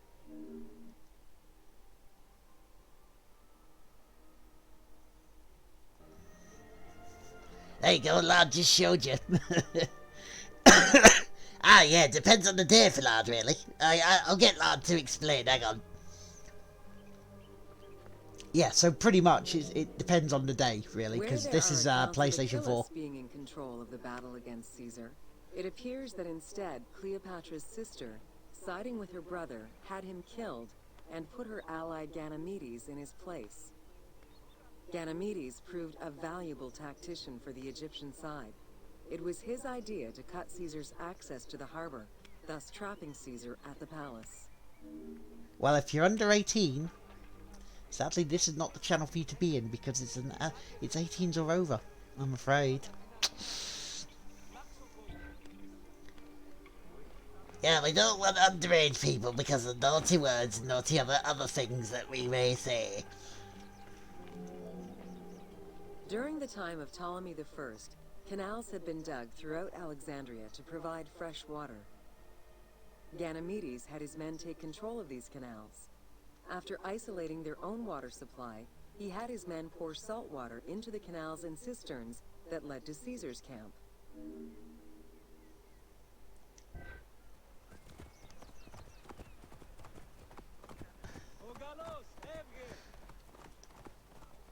Yeah, that's because it's Overwatch though, Tim. And Lard's just looking at me going like this. Which you can't see because, you know, I'm not on camera.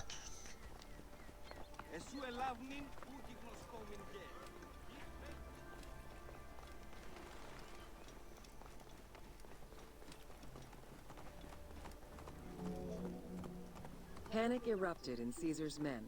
They wouldn't last long without fresh water. Recognizing that the porous limestone could help them, Caesar and his men dug wells to restore their water supply. Days later, the 37th Legion, comprised of Pompey's soldiers, arrived by ship. Unable to come ashore due to the winds, Caesar risked going out to meet them on the peninsula, Cape Chersonese. When the enemy learned Caesar's location, they rushed to intercept. Despite an obvious advantage for the Alexandrians, Caesar, with a Rhodian ship full of skillful sailors, emerged victorious.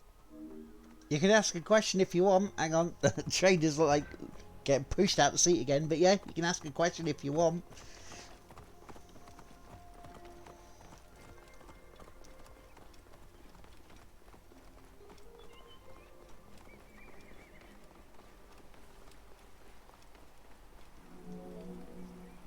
With help from the Allied ships, Caesar's victory enabled him to push the Egyptians back and secure the lighthouse. Gaining control of Pharos Island sent the Alexandrians into the sea and swimming back to the city. However, Caesar's fortification of the island didn't last long. The enemy regrouped and were set to storm the island.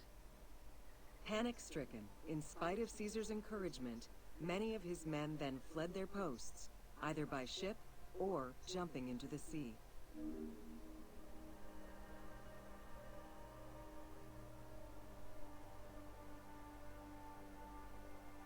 Does my camera go upside down when you film? No.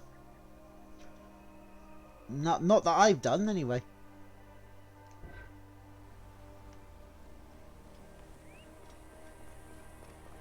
I suppose there's software around you can get it to do it that. You can turn it upside down, but... certainly nothing that I've done.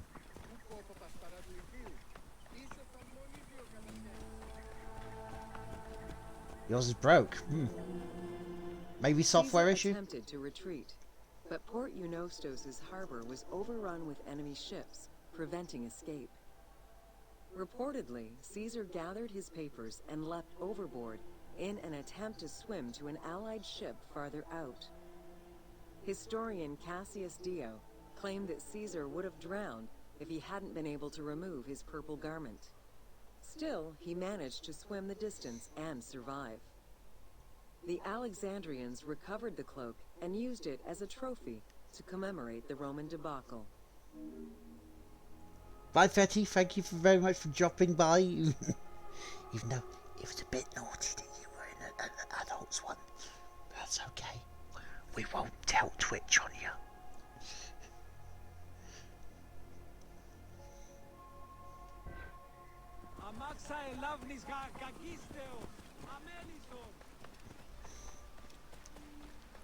So, are you done now, lad?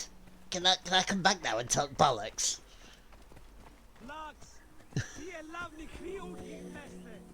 Unhappy with Ganymedes It's and wanting okay, their we king won't tell. restored, the Alexandrians approached Caesar with a compromise.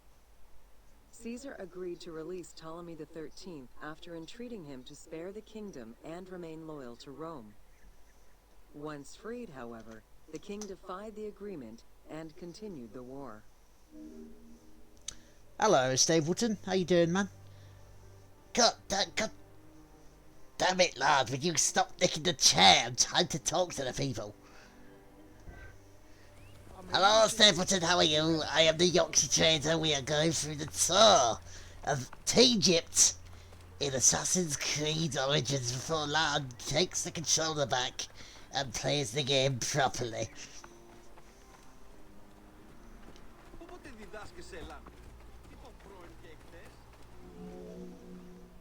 By this time, a faithful ally of Caesar's, Mithridates, arrived in Egypt, clashing with Ptolemy's troops at Pelusium.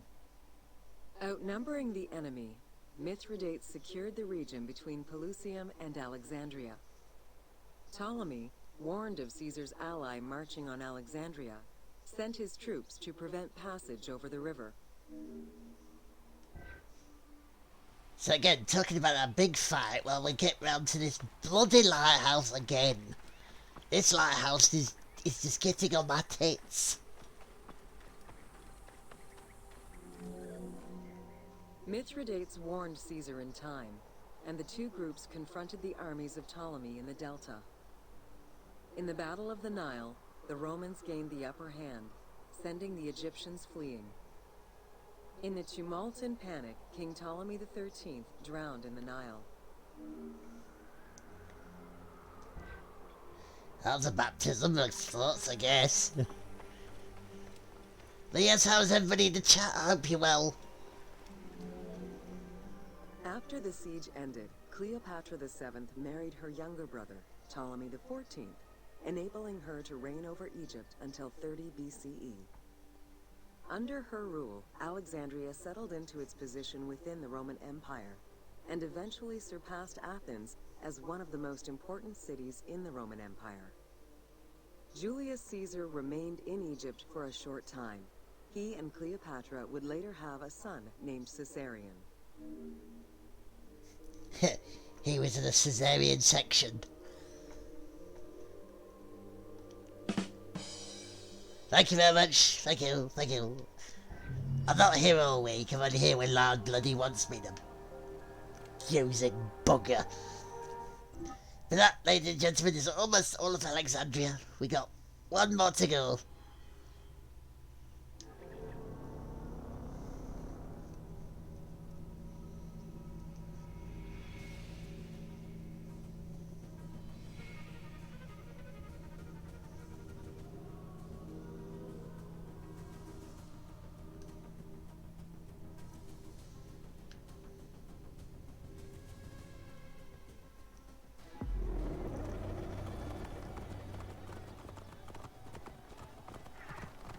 So here we go. Introduction to Alexandria. Hey, hang on. Welcome to Introduction to Alexandria. I feel we've done this sort of thing before. In 331 BCE, Alexander the Great decided to build a new city, which, as per his habit, he named after himself. Because he's egomaniac. After his death, Alexandria quickly became the capital city of the Ptolemaic kingdom, and the most important city of the Greek world. It does, doesn't it?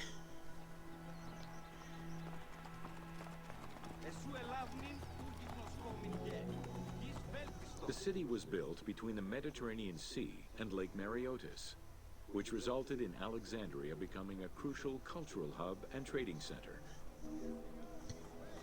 Oh, it definitely will have some more killing soon when Lard gets his way.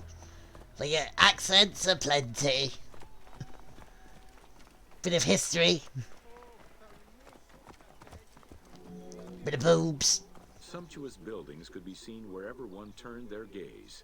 The royal palaces, the many temples, the gymnasium, lush public gardens, and large avenues.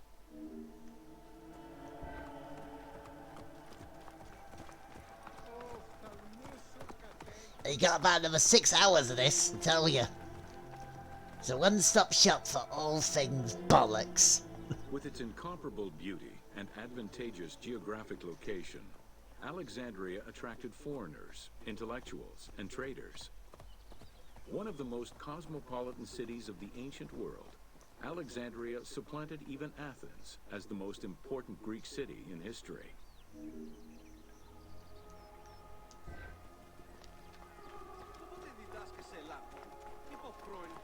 But then where is it now if it's that important?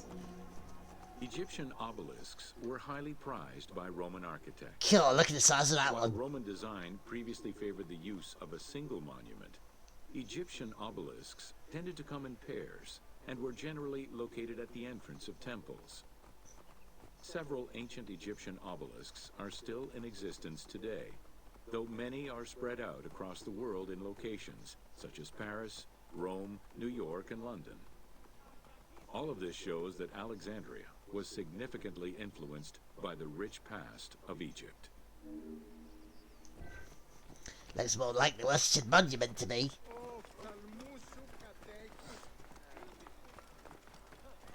Oh, looks like Trafalgar Square. Get out of the way. Alexandria had several main streets. Its most famous artery was the Canopic Way. It was lined with sumptuous buildings, houses, and temples, and was roughly 8 kilometers in length. This street was one of the most important shipping entrances to Alexandria, and often hosted processions and festivals. Hello, our bloody host.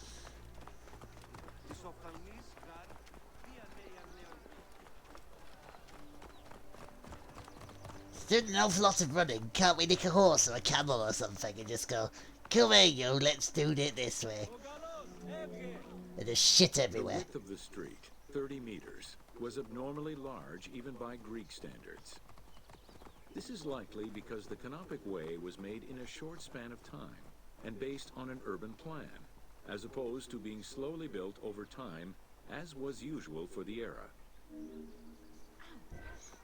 So they were being lazy and rushed it, is that what you say? Like bloody cowboy builders.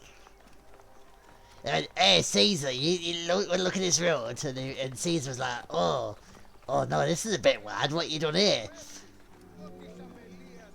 The Canopic Way originated in the western cemeteries, skirted the gymnasium, and then exited the city to head east through massive doorways towards Canopus.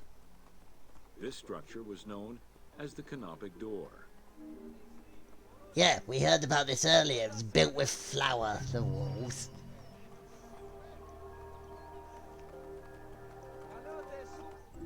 So that looks like that's all of Alexandria. We could, if you want to, we could do the Romans. Get Romans done today, this afternoon, and then this evening we go to Egypt properly.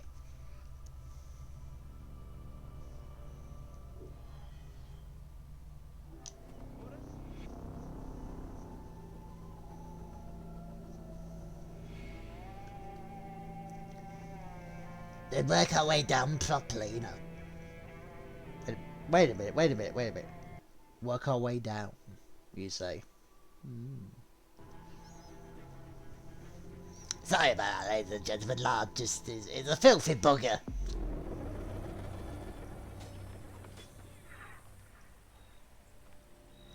So now we see the swords, shields, and spears Roman military equipment. that the Romans used. The strength of Rome was directly dependent on its military supremacy and fundamentally militaristic society. Regular citizens, comprised mostly of farmers and herders, joined to protect their land and families. In return for their service, members of this civic army were allowed to vote. Trained to be highly disciplined and obedient to superior officers, citizen soldiers developed a deep sense of loyalty to their city. That's when they went, well, we're the Romans, in a little turtle shield formations. The quality of the armor of a Roman foot soldier was intrinsically linked to his social status and wealth. Chainmail was the most commonly used type of armor. Scale armor, made famous in today's media, came into use after Caesar's time. Foot soldiers carried large and oblong shields, while the cavalry used smaller ones of Greek origin. Soldiers were expected to carry their own kit, including the tools required for the construction of forts and tents. They were required to carry their own pole. No matter how much money they had, they couldn't get a lady to do it for them.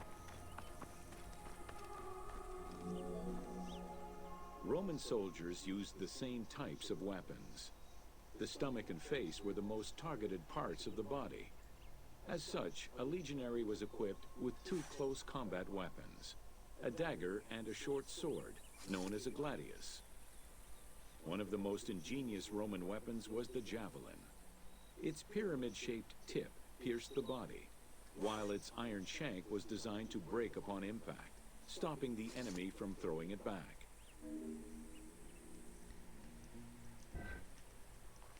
Ah, they were bloody ruthless, the Roman soldiers.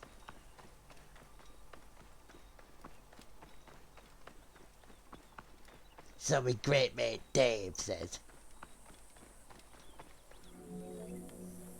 During their conquests, the Romans regularly transformed enemy technologies to add to their own formidable arsenal. After capturing a Carthaginian vessel, the Romans adopted its better features and constructed a superior fleet of ships. Adapting heavy artillery designs from Greek models aided the Romans in building catapults and ballistae. The latter became an iconic symbol of Roman warfare.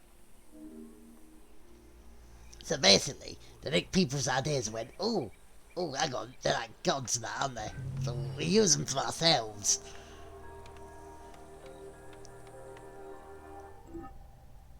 So 4 more today, 4 more. Oh, no.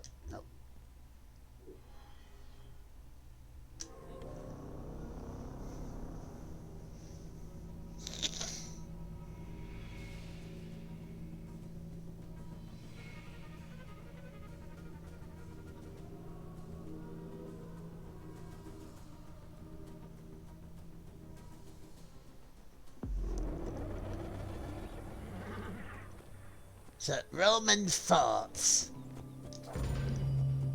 Welcome to Roman forts. Not like, should I have bacon and eggs The for tea? size of a Roman military camp, known as a castrum, varied significantly depending on how many soldiers it needed to accommodate.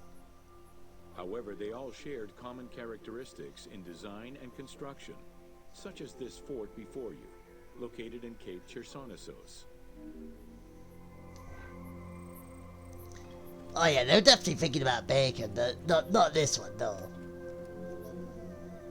Rectangular in shape, the forts were heavily fortified by ramparts and a ditch system.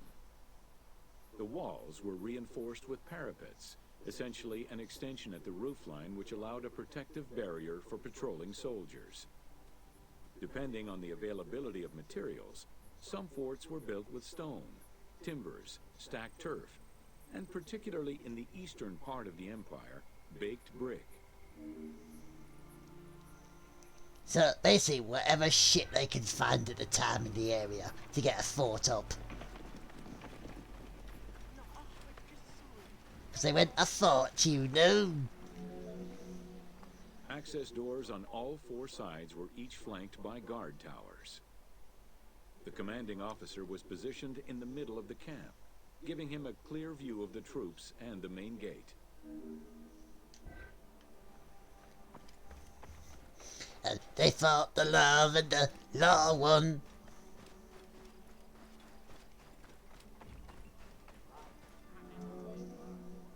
Along with sleeping barracks for the soldiers, the fort also had a granary that was expected to hold rations for a year or longer.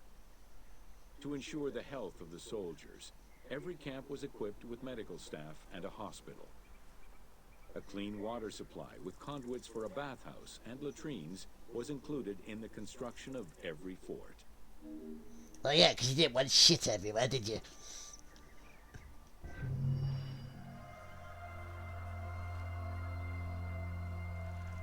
So now we've seen what the forts they've done and the weaponry.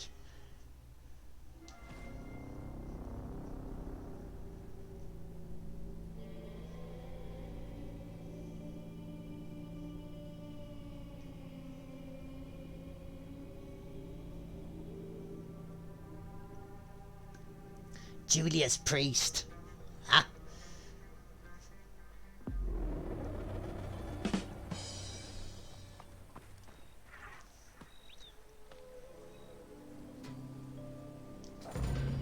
Welcome to the Forts of Cyrenaica.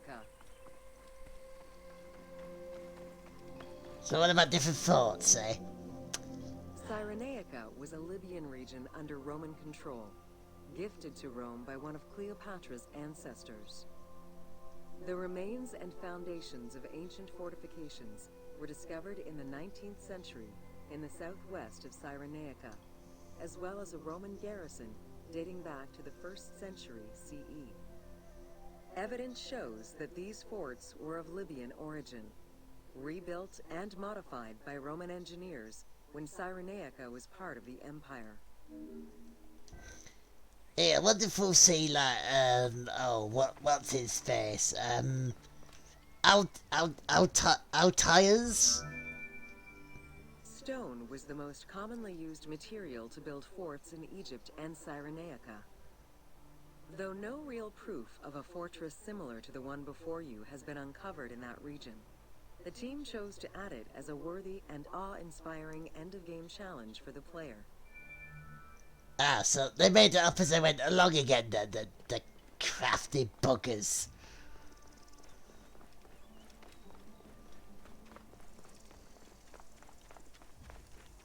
Ubisoft, Ubi shit. The forts of Cyrenaica were intended to prevent invaders from gaining access to the main route that led to the country's 5 most important cities. These forts were built close to coastal plains and deserts for added defense. 3 of these cities were recreated by the team: Balagrae, Apollonia, and Cyrene. Had it existed, the fort before you would have protected the road leading to Balagrae. See, had it existed, it would have protected. It did nothing. They're talking out to their arse, ladies and gentlemen. Out to their arse.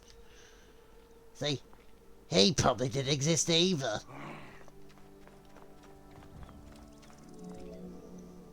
Other than reference to an attack around 404 CE and a military reorganization by Emperor Justinian during the 6th century CE, we still know little of the Roman military presence in Cyrenaica. So basically what they're saying is, this area was probably a waste of time. We just bunged this one in just for a laugh.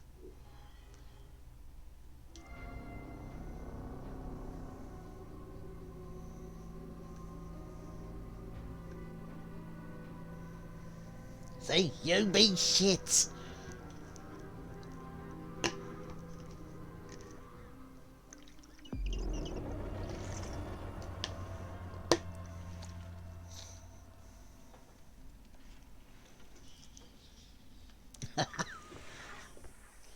The aqueduct.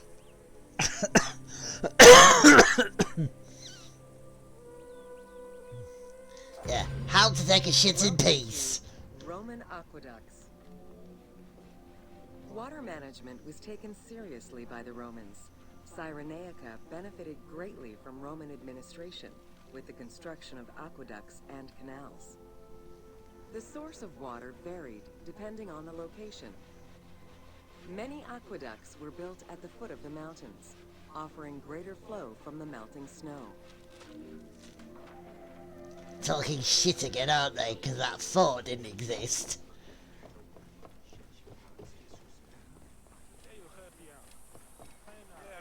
But if it did, it would look like that.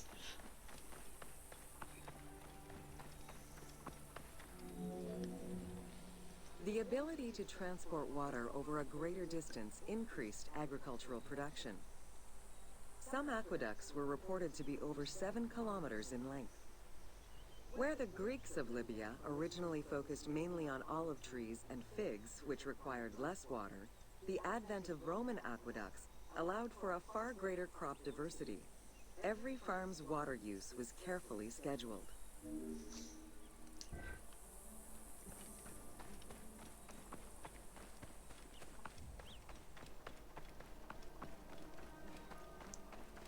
So the aqueducts we don't go. Though we're gonna be killing some people around here later, that I know.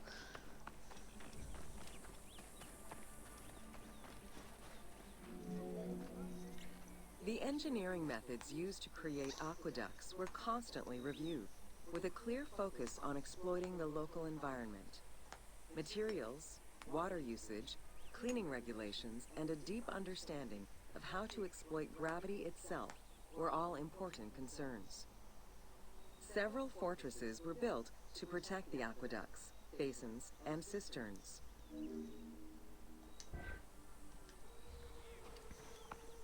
I need one big giant toilet. Look, you're standing around, you're not gonna get it built any quicker.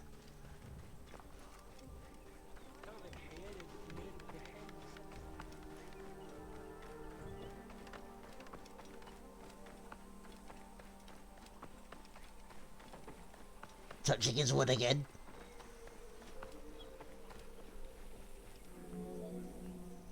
Additional water was collected with wells and cisterns, but aqueducts were the main supply of fresh water. The water was distributed based on the collective needs of the city, before the private needs of an individual. Otherwise it would stink of poo. Almost all aqueducts ended in a fountain where the water circulated to clean the streets and supply bathhouses and latrines, thus improving the cleanliness of Cyrenaica's cities. There you go, Roman, don't be covered in shit.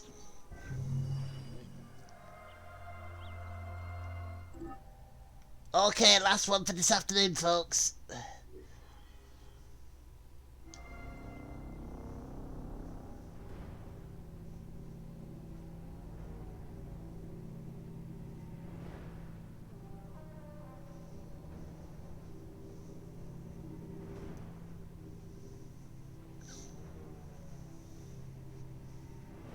Before we hop back on the bus for the chippy.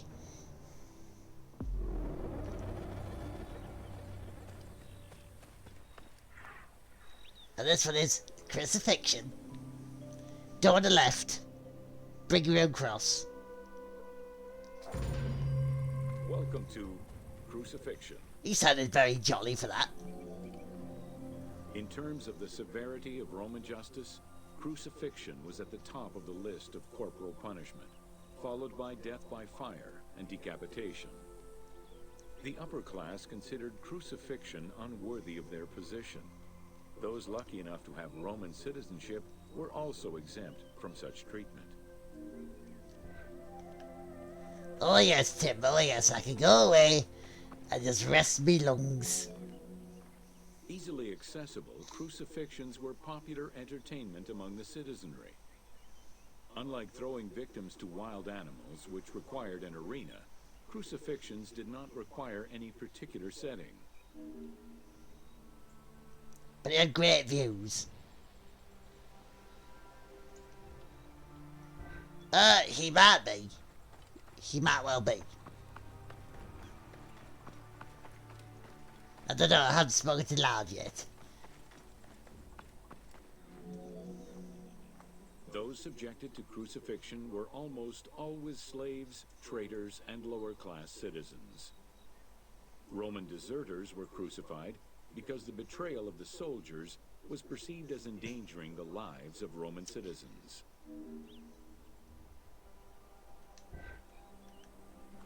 Oh, I don't know, lad never said anything like that, no.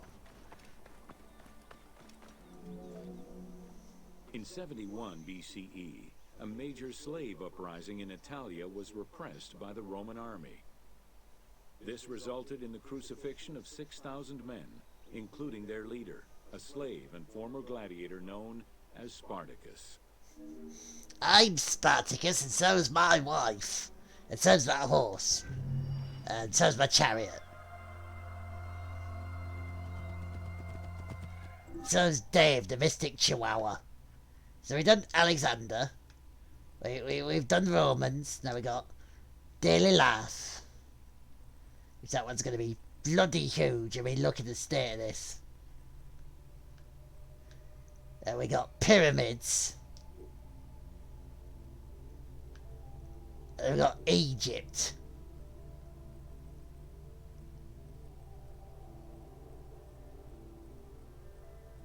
So Egypt might be the one we do later tonight. But I'm gonna hand you over to Lard now. He's gonna finish off the stream and see about all that other technical stuff I've got no bloody clue about.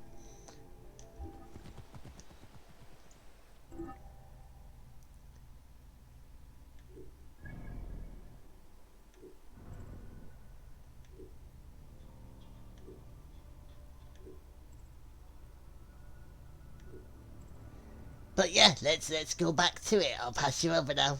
See you later.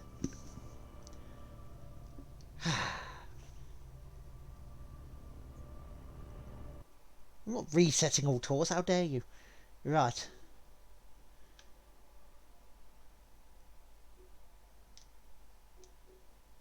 So, I want to thank you all today for joining in with the Yorkshire Trader.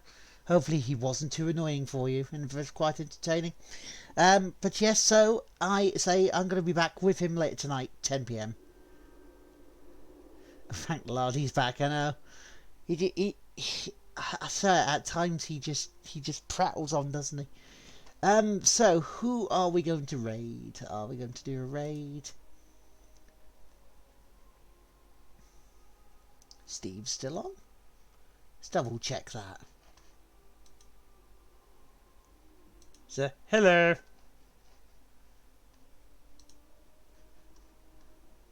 How's it going?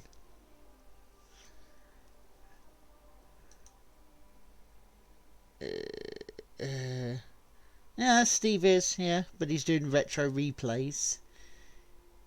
Tom's on with more Fortnite. Escape from Tarkov. Marbles on. Oh, we could actually.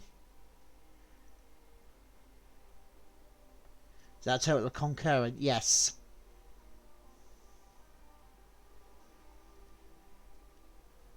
Yes, it would be 50 concurrent. I was near it a couple of years ago, but now I've dropped down to a modest 9. So we've still got plenty of way to go for that. Let us go raid Nietzsche, who's playing marbles on stream. So if you like marbles on stream, get involved. I will catch you later with the trader again as we continue the history tour of Assassin's Creed. But for now, I'm going to bugger off. I'm going to rest the voice. And I shall see you all later. Bye. Let's go do a raid.